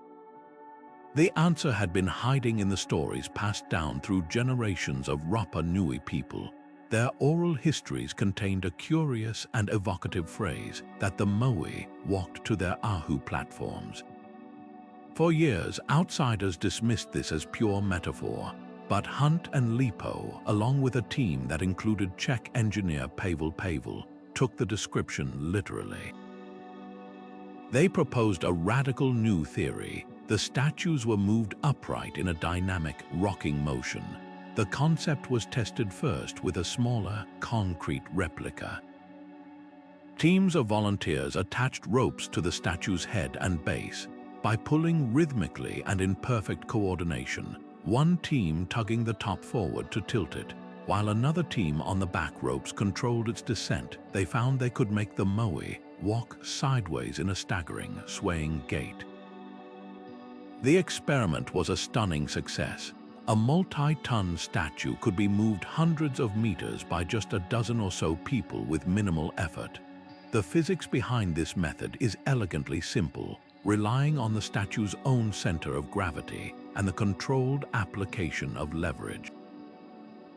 The Moai are not uniform blocks. They are carved with a distinct forward lean and a heavy, protruding base, a design that naturally lends itself to a rocking motion. With each coordinated pull, the statue is pivoted on one corner of its base, lifted just enough to shift its weight forward before settling back down. The teams working the ropes aren't just pulling, they are dancing with the stone, using rhythmic, short tugs to create a controlled bipedal motion. This method explains the many Moai found abandoned along the ancient roads, some toppled and broken. A mistake in coordination, a slipped rope, or an unexpected shift in weight could easily have sent a statue crashing to the ground, a permanent testament to a journey interrupted. This revelation does more than just solve a logistical puzzle. It completely transforms our understanding of Rapa Nui society. The walking theory suggests the process was not a grim, grueling slog that destroyed the environment, but a highly social, even celebratory act of communal effort. Moving a Moai would have required rhythmic chanting, singing, or drumming to keep the teams perfectly synchronized. It would have been a public performance, a powerful demonstration of collective identity and spiritual belief. The Moai weren't just dragged, they were ceremonially escorted across the island by their descendants, their rhythmic progress a physical manifestation of the community's ancestral connection and shared purpose. This tactic underscores a profound truth about ancient innovation. The most advanced technology available was often not a tool, but the human capacity for communication, cooperation, and cultural knowledge. The Rapa Nui people didn't need complex machinery. They had physics, rhythm, and each other, proving that the most powerful force in overcoming monumental challenges is a community moving in perfect harmony. In the bustling intellectual hub of Alexandria, amidst the legendary library that housed the world's knowledge, an inventor named Hero crafted a device that would, centuries later, become one of history's most tantalizing what-if scenarios. He called it an Eolipile, a name derived from Aeolus, the god of the wind. To any observer in the 1st century AD, it would have seemed like a magical wonder. It was a sealed sphere mounted on a pair of tubes that connected it to a boiling water kettle below. As the fire heated the water, steam rushed through the tubes into the sphere and then shot out of two opposing L-shaped nozzles. The force of these escaping jets of steam caused the entire sphere to whirl around at a breathtaking speed, a mesmerizing metal orb spinning on a cushion of its own power. In that simple, elegant motion, Hero had demonstrated the core principle of jet propulsion and created the world's first documented steam engine, a full 1700 years before the Industrial Revolution would supposedly invent it. For modern historians of science and technology, the earlipile is a source of profound fascination and equally profound frustration. The device wasn't a secret. Hero described it in meticulous detail in his work Pneumatica, a compilation of mechanical toys and temple wonders. The knowledge was there, the prototype was functional, and the potential application was world-changing. So why did this spark of genius not ignite an industrial revolution in the ancient Mediterranean? The answer lies not in a failure of engineering, but in the powerful influence of cultural and economic context. Ancient Greek society, for all its unparalleled advances in mathematics, astronomy, and philosophy, operated within a framework that drew a sharp distinction between theoretical knowledge and menial labor. Intellectual pursuits were for the elite, the philosophers who contemplated the perfect forms of geometry and the motions of the heavens. The practical application of force to perform manual work was the domain of slaves and the lower classes. This social structure created a significant disincentive for technological innovation aimed at automation. There was simply no economic driver to develop machines to replace human muscle power because muscle power was, in the form of widespread slavery, incredibly cheap and readily available. The capital investment required to develop a steam engine for industrial use, refining the metallurgy, scaling up the design, solving the issues of pressure and efficiency, would have seemed absurd when you could simply purchase another slave to pump water or grind grain. Consequently, Hero and his peers directed their brilliant minds toward creating Marvel's automatic temple doors, a primitive vending machine that dispensed holy water, mechanical theaters, devices that inspired wonder and reinforced religious or political power, rather than tools that could transform productivity and alleviate human toil. Recent reconstructions of the earlipile, however, have shattered any lingering notion that it was merely a clever toy. Modern engineers, using materials and precision manufacturing techniques available to the Romans, have built fully functional models that demonstrate startling power. These replicas can achieve rotational speeds of over 1,500 revolutions per minute, a furious whirl that generates a significant and audible force. By attaching a simple pulley or gear train to the spinning sphere, it could have easily been used to perform real work, such as turning a millstone or operating a pump. This experimental evidence confirms that the ancient world was indeed on the cusp of a technological breakthrough. They possessed all the necessary pieces. They understood the basic principles of steam. They had the metalworking skill to create sealed vessels and pipes, and they had the mathematical knowledge to calculate forces and motions.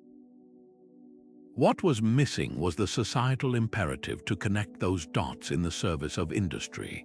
The story of the earlipile is therefore a poignant lesson in the non-linear path of progress. It forces us to abandon the comforting idea that technology inevitably moves forward. Instead, it shows that innovation is a fragile flower that only blooms under the right cultural and economic conditions. It requires not just a brilliant inventor, but a society that values practical application, has an economic need for efficiency, and possesses the capital and will to invest in development. The earlipile remains a breathtaking glimpse into an alternate timeline, a road not taken where the classical world might have harnessed steam power. It stands as a permanent reminder that the course of history is shaped not just by what is invented, but by what a society chooses to do with its inventions, a lesson about the power of priorities that still resonates deeply in our own era of rapid technological change. While the story of Easter Island showcases the power of community in moving monumental statues across the North American continent, an entirely different kind of collective effort was underway, one focused not on moving stone, but on moving earth on a truly staggering scale. Imagine a landscape unlike any other in the ancient world north of Mexico, a vast, bustling city rising from the fertile floodplains of the Mississippi River near modern-day St. Louis. At its heart, a colossal earthen pyramid larger at its base than the Great Pyramid of Giza dominated the skyline. This was Cahokia, a sprawling metropolitan center that, at its peak around 1050 AD, was home to as many as 20,000 people, a population that would not be matched by any subsequent city in the United States until the late 1700s. For generations, the true scale and sophistication of this settlement were lost to history, its mounds dismissed as natural hills or the modest efforts of a simple hunter-gatherer society. It took the emergence of modern archaeological technology to finally peel back the layers of soil and assumption, revealing an engineering and organizational feat that completely rewrites our understanding of pre-Columbian North America. The most visible and awe-inspiring features of Cahokia are, of course, its mounds.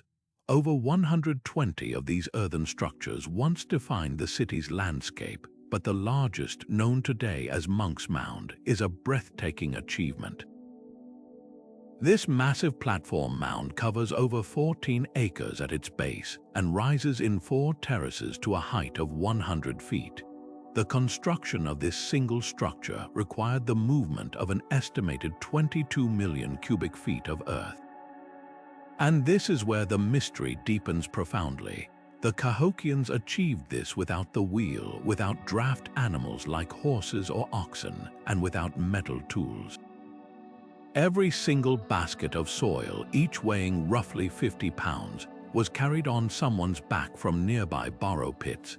The sheer volume of labor involved is almost incomprehensible, suggesting a level of social organization and collective purpose that early archaeologists simply could not reconcile with their image of small, scattered indigenous bands.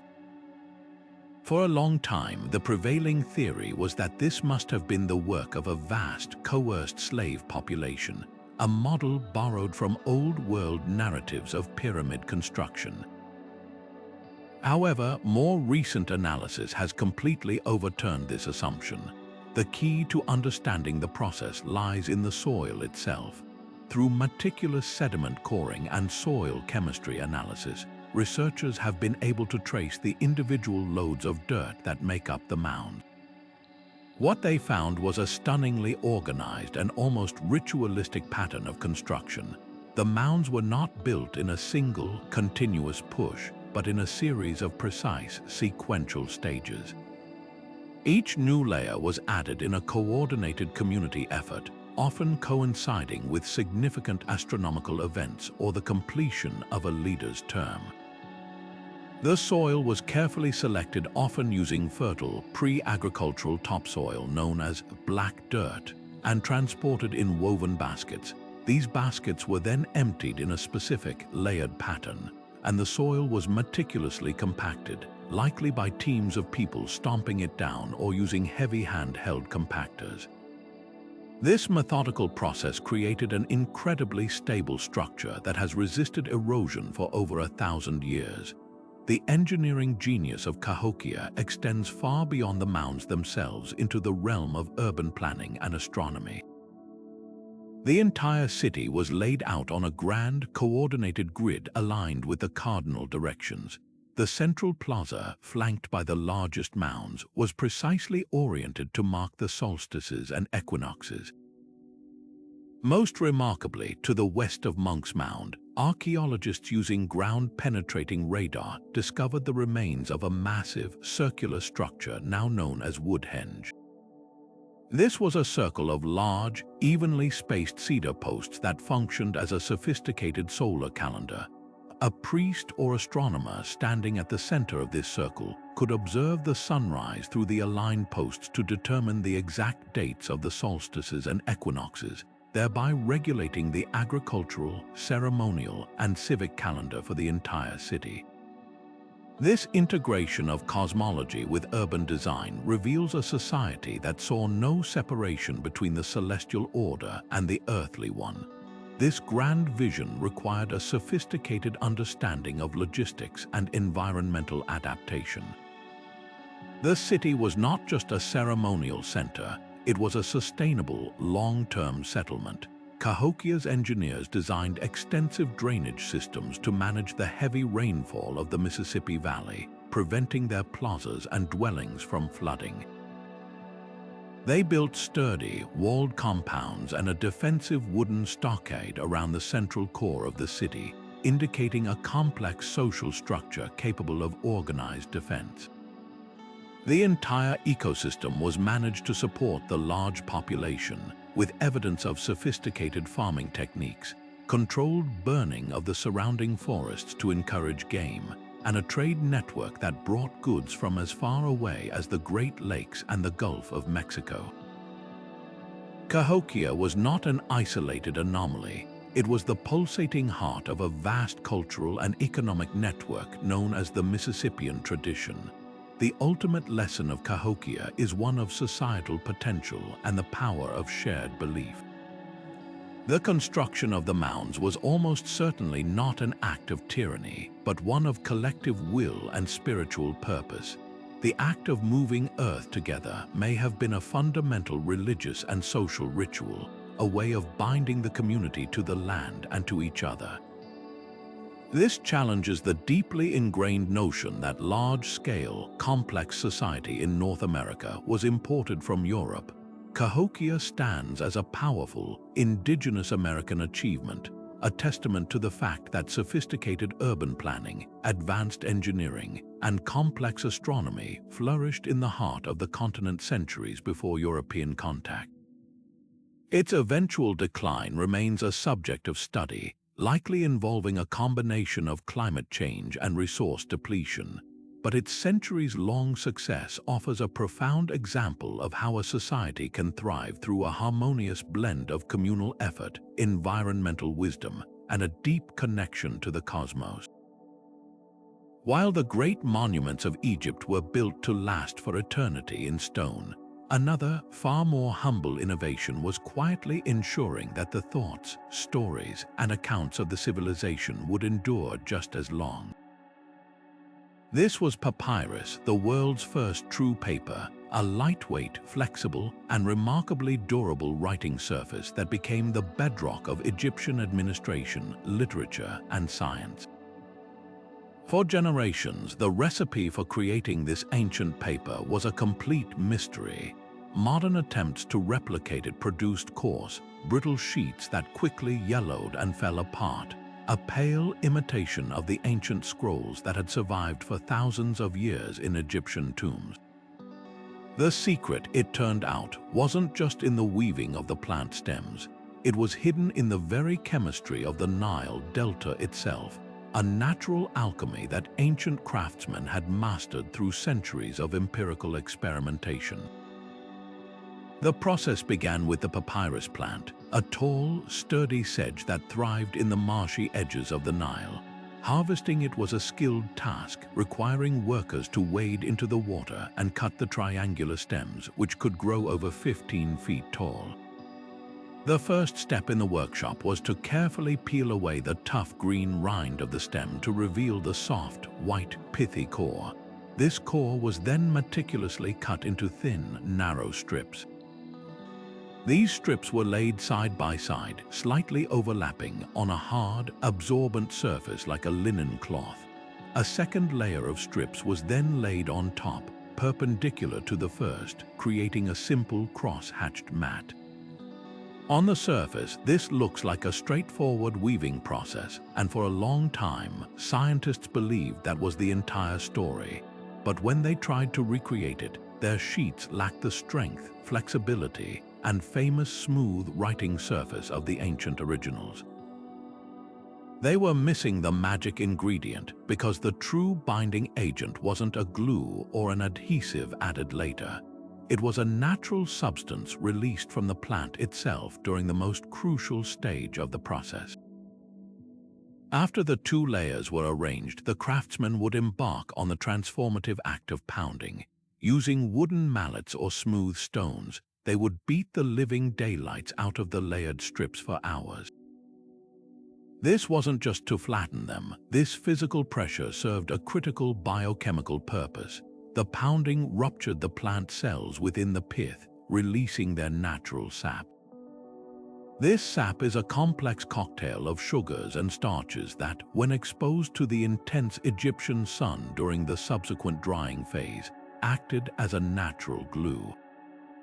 As the mat dried under pressure, often placed between sheets of linen and pressed with heavy stones, the sap fermented slightly and then crystallized, bonding the two layers of strips into a single, incredibly strong sheet.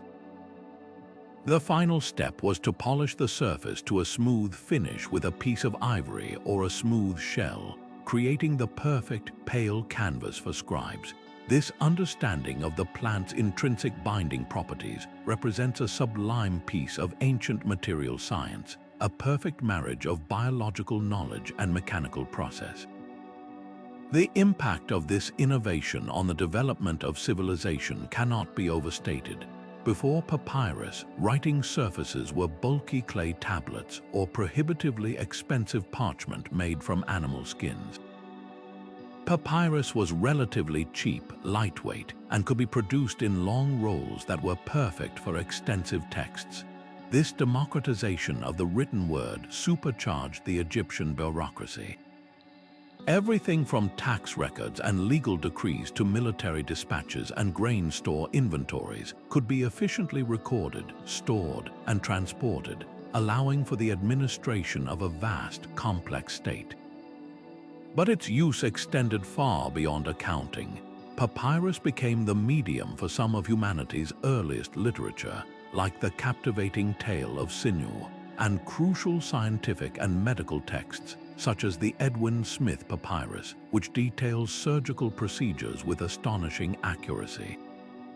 This durable medium allowed knowledge to be accumulated and passed down through generations with unprecedented fidelity, creating a continuous thread of cultural memory. The influence of papyrus rippled far beyond Egypt's borders. It became one of the empire's most valuable exports, the must-have writing material for the entire Mediterranean world. The great libraries of Greece and Rome, including the legendary Library of Alexandria, were filled with papyrus scrolls. It was the medium upon which the ideas of Plato, Aristotle, and countless other philosophers, scientists, and poets were preserved and disseminated.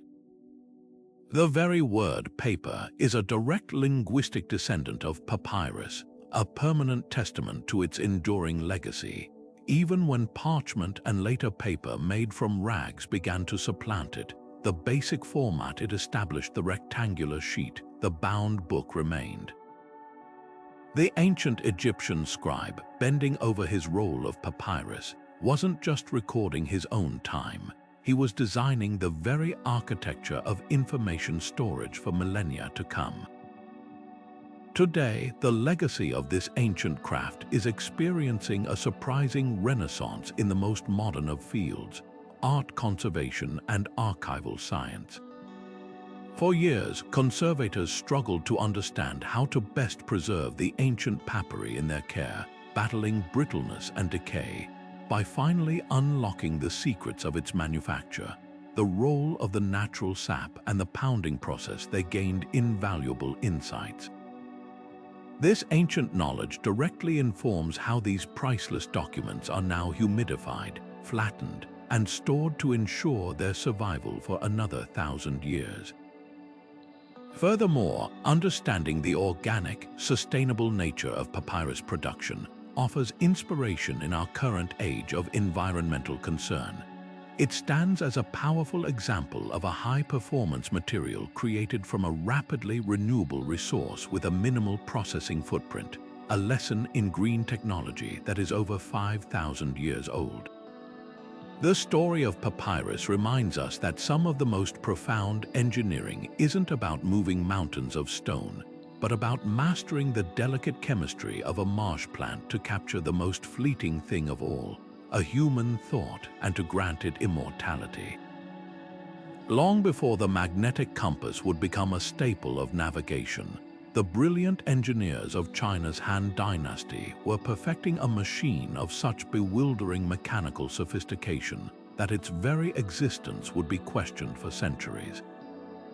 This was the south-pointing chariot, a legendary vehicle described in ancient texts that was said to possess a magical ability. No matter how erratically the chariot turned, twisted, or changed direction, a small wooden figure mounted on its top would steadfastly extend its arm, always unfailingly pointing toward the south.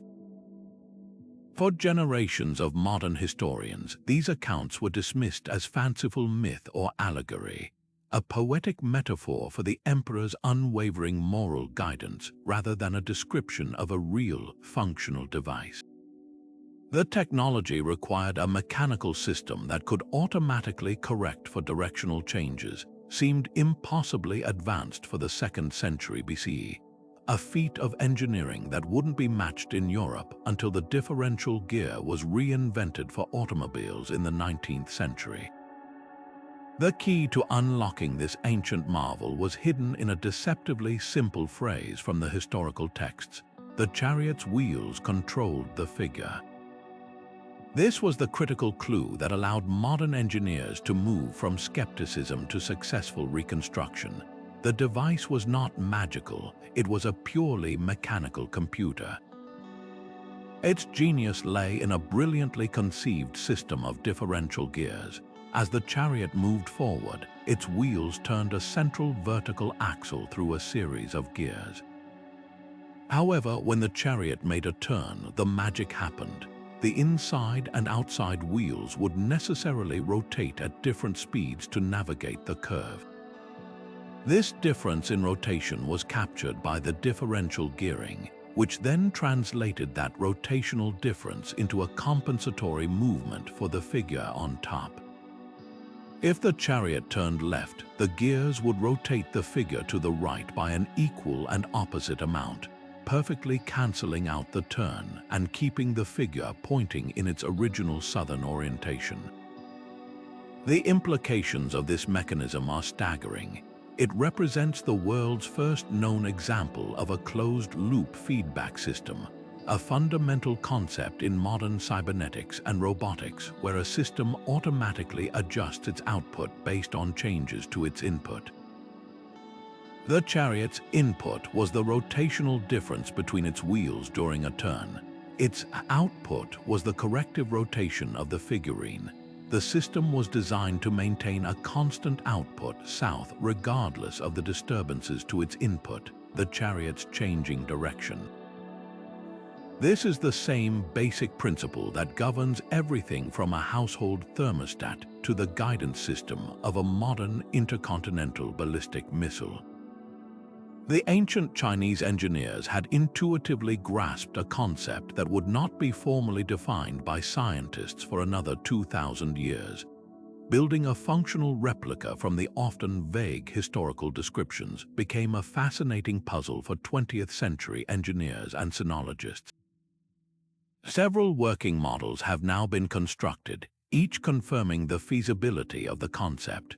The most successful designs use a complex assembly of wooden gears, pulleys, and cords, all precisely calculated to ensure the compensatory movement is exactly proportional to the turn. The craftsmanship required to carve these wooden gears with such precision, ensuring they meshed perfectly without slipping, is a testament to the extraordinary skill of Han Dynasty artisans. This wasn't a theoretical drawing. It was a machine built to be used, likely in imperial processions to showcase the emperor's command over even the fundamental directions of the cosmos, and perhaps also for practical land surveying and military logistics across the vast, featureless plains of China. The south-pointing chariot ultimately stands as a powerful symbol of a different path to innovation. While the magnetic compass relies on a natural property of the physical world, Earth's magnetic field, the chariot represents a triumph of pure human intellect and mechanical reasoning. It solved the problem of navigation not by discovering a natural phenomenon, but by building a system that could intelligently respond to its environment through a pre-programmed set of mechanical rules. It illustrates a philosophy where complexity was not a barrier but a challenge to be mastered with ingenuity and painstaking iteration. This ancient tactic shatters the notion that complex machinery is a modern invention, revealing instead a thread of brilliant engineering that stretches back millennia, proving that the drive to create machines that can think for us is as old as civilization itself. When we picture the magnificent arches and soaring domes of the ancient world, our minds naturally drift to the grandeur of Rome. The Pantheon, the aqueducts, the colossal basilicas, these structures have long been credited as the pinnacle of classical architectural innovation. But this narrative overlooks a far older and in many ways more ingenious origin story.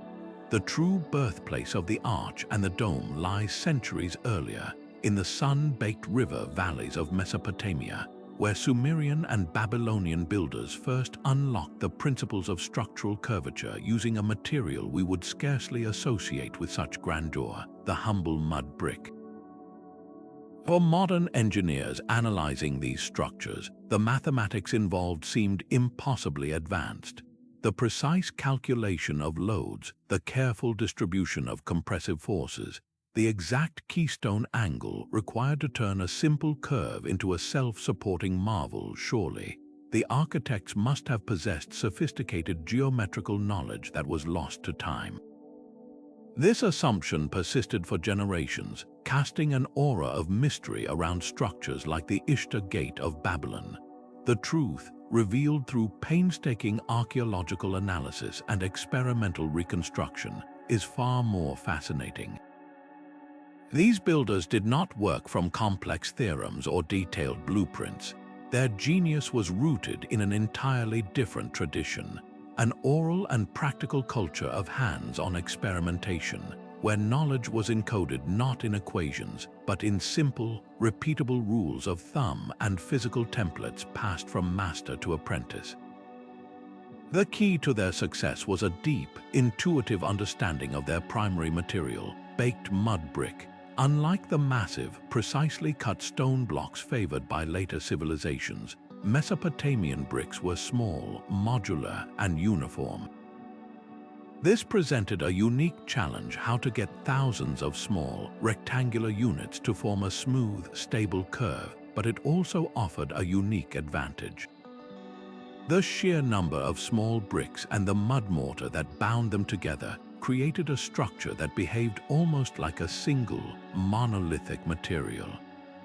The countless tiny joints allowed for minute adjustments and a flexibility that massive stone blocks could never achieve, making their arches and domes surprisingly resilient to the settling and seismic shifts common in the region. We can see this empirical wisdom in the surviving ruins. The arches were not perfect semicircles, but often a slightly steeper, more parabolic shape that experience had taught them was stronger. Builders would have used a simple wooden compass or a length of rope fixed to a central point to scribe the desired curve directly onto the ground, creating a template for each course of bricks. This template was the closest thing they had to an engineering schematic. The construction process itself was a masterclass in practical physics. They likely used a temporary wooden framework, not to support the entire structure, but simply to hold the first few bricks in place until the mortar set.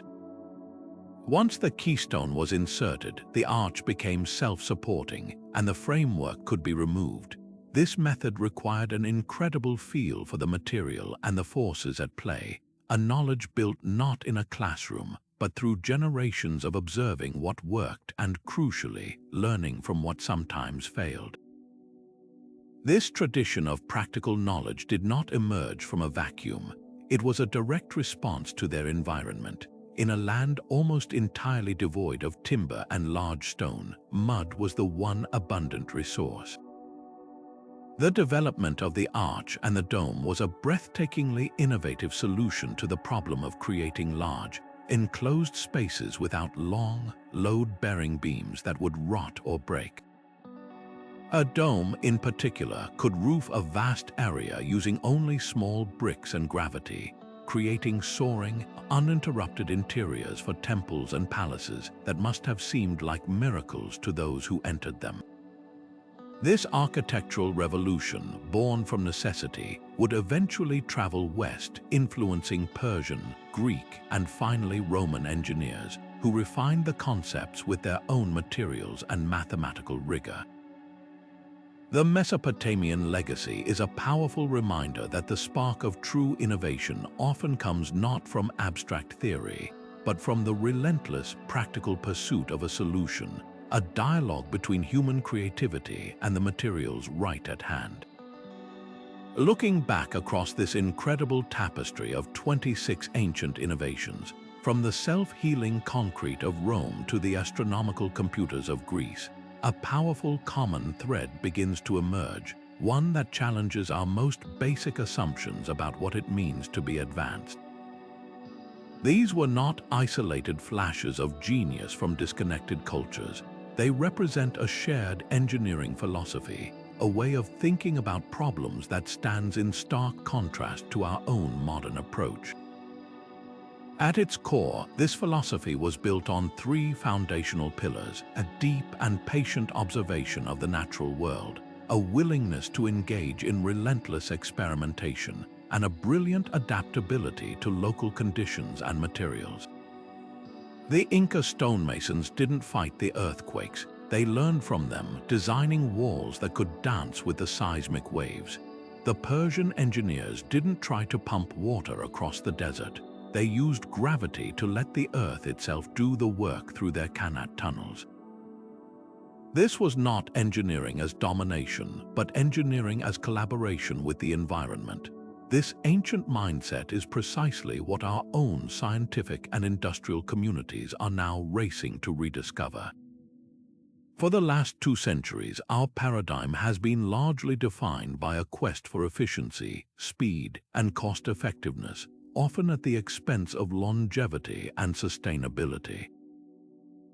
We build with concrete that is designed to last for 50 years, knowing it will need to be replaced, creating a cycle of consumption and waste.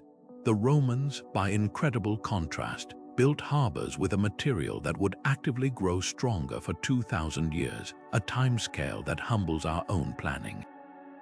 Our approach often involves bending nature to our will, using immense amounts of energy to force solutions. Theirs involved bending their designs to nature's rules, harnessing inherent properties like the polarization of light with a sunstone or the capillary action of wet sand to move an obelisk.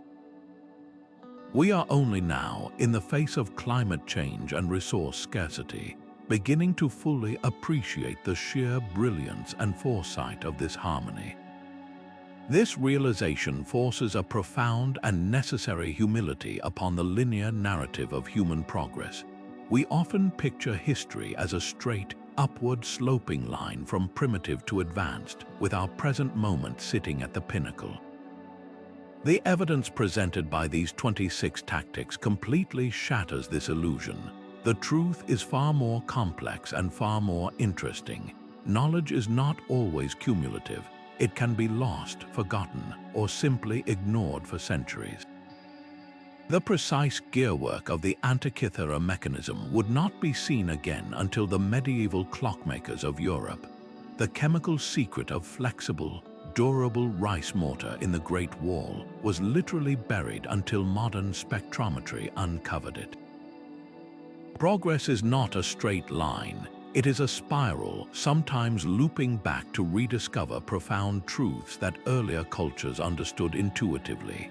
This isn't a story of ancient superiority, but rather a crucial lesson in intellectual humility, reminding us that valuable knowledge can come from any era, and that dismissing the past as primitive is the height of arrogance. Ultimately, these ancient marvels are not merely historical curiosities. They are a vital source of inspiration and practical blueprints for a more resilient future. As we confront the immense challenges of global warming, rising sea levels, and resource depletion, the principles embedded in these tactics offer a different path forward. Imagine a world where our buildings repair their own cracks like Roman concrete, where our water systems are powered by gravity alone like the Persian Kanats, and where our building materials are sourced from sustainable, organic composites like the sticky rice mortar of the Ming dynasty.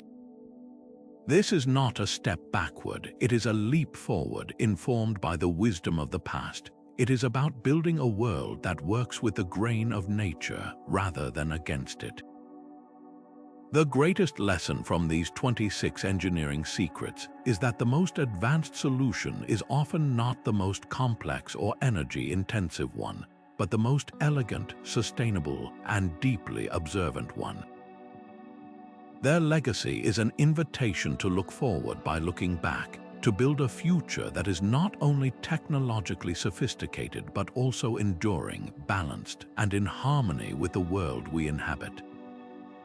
From self-healing concrete to astronomical computers, these 26 ancient engineering tactics reveal a world where innovation was driven not by abstract theory, but by an immediate, intimate dialogue with necessity.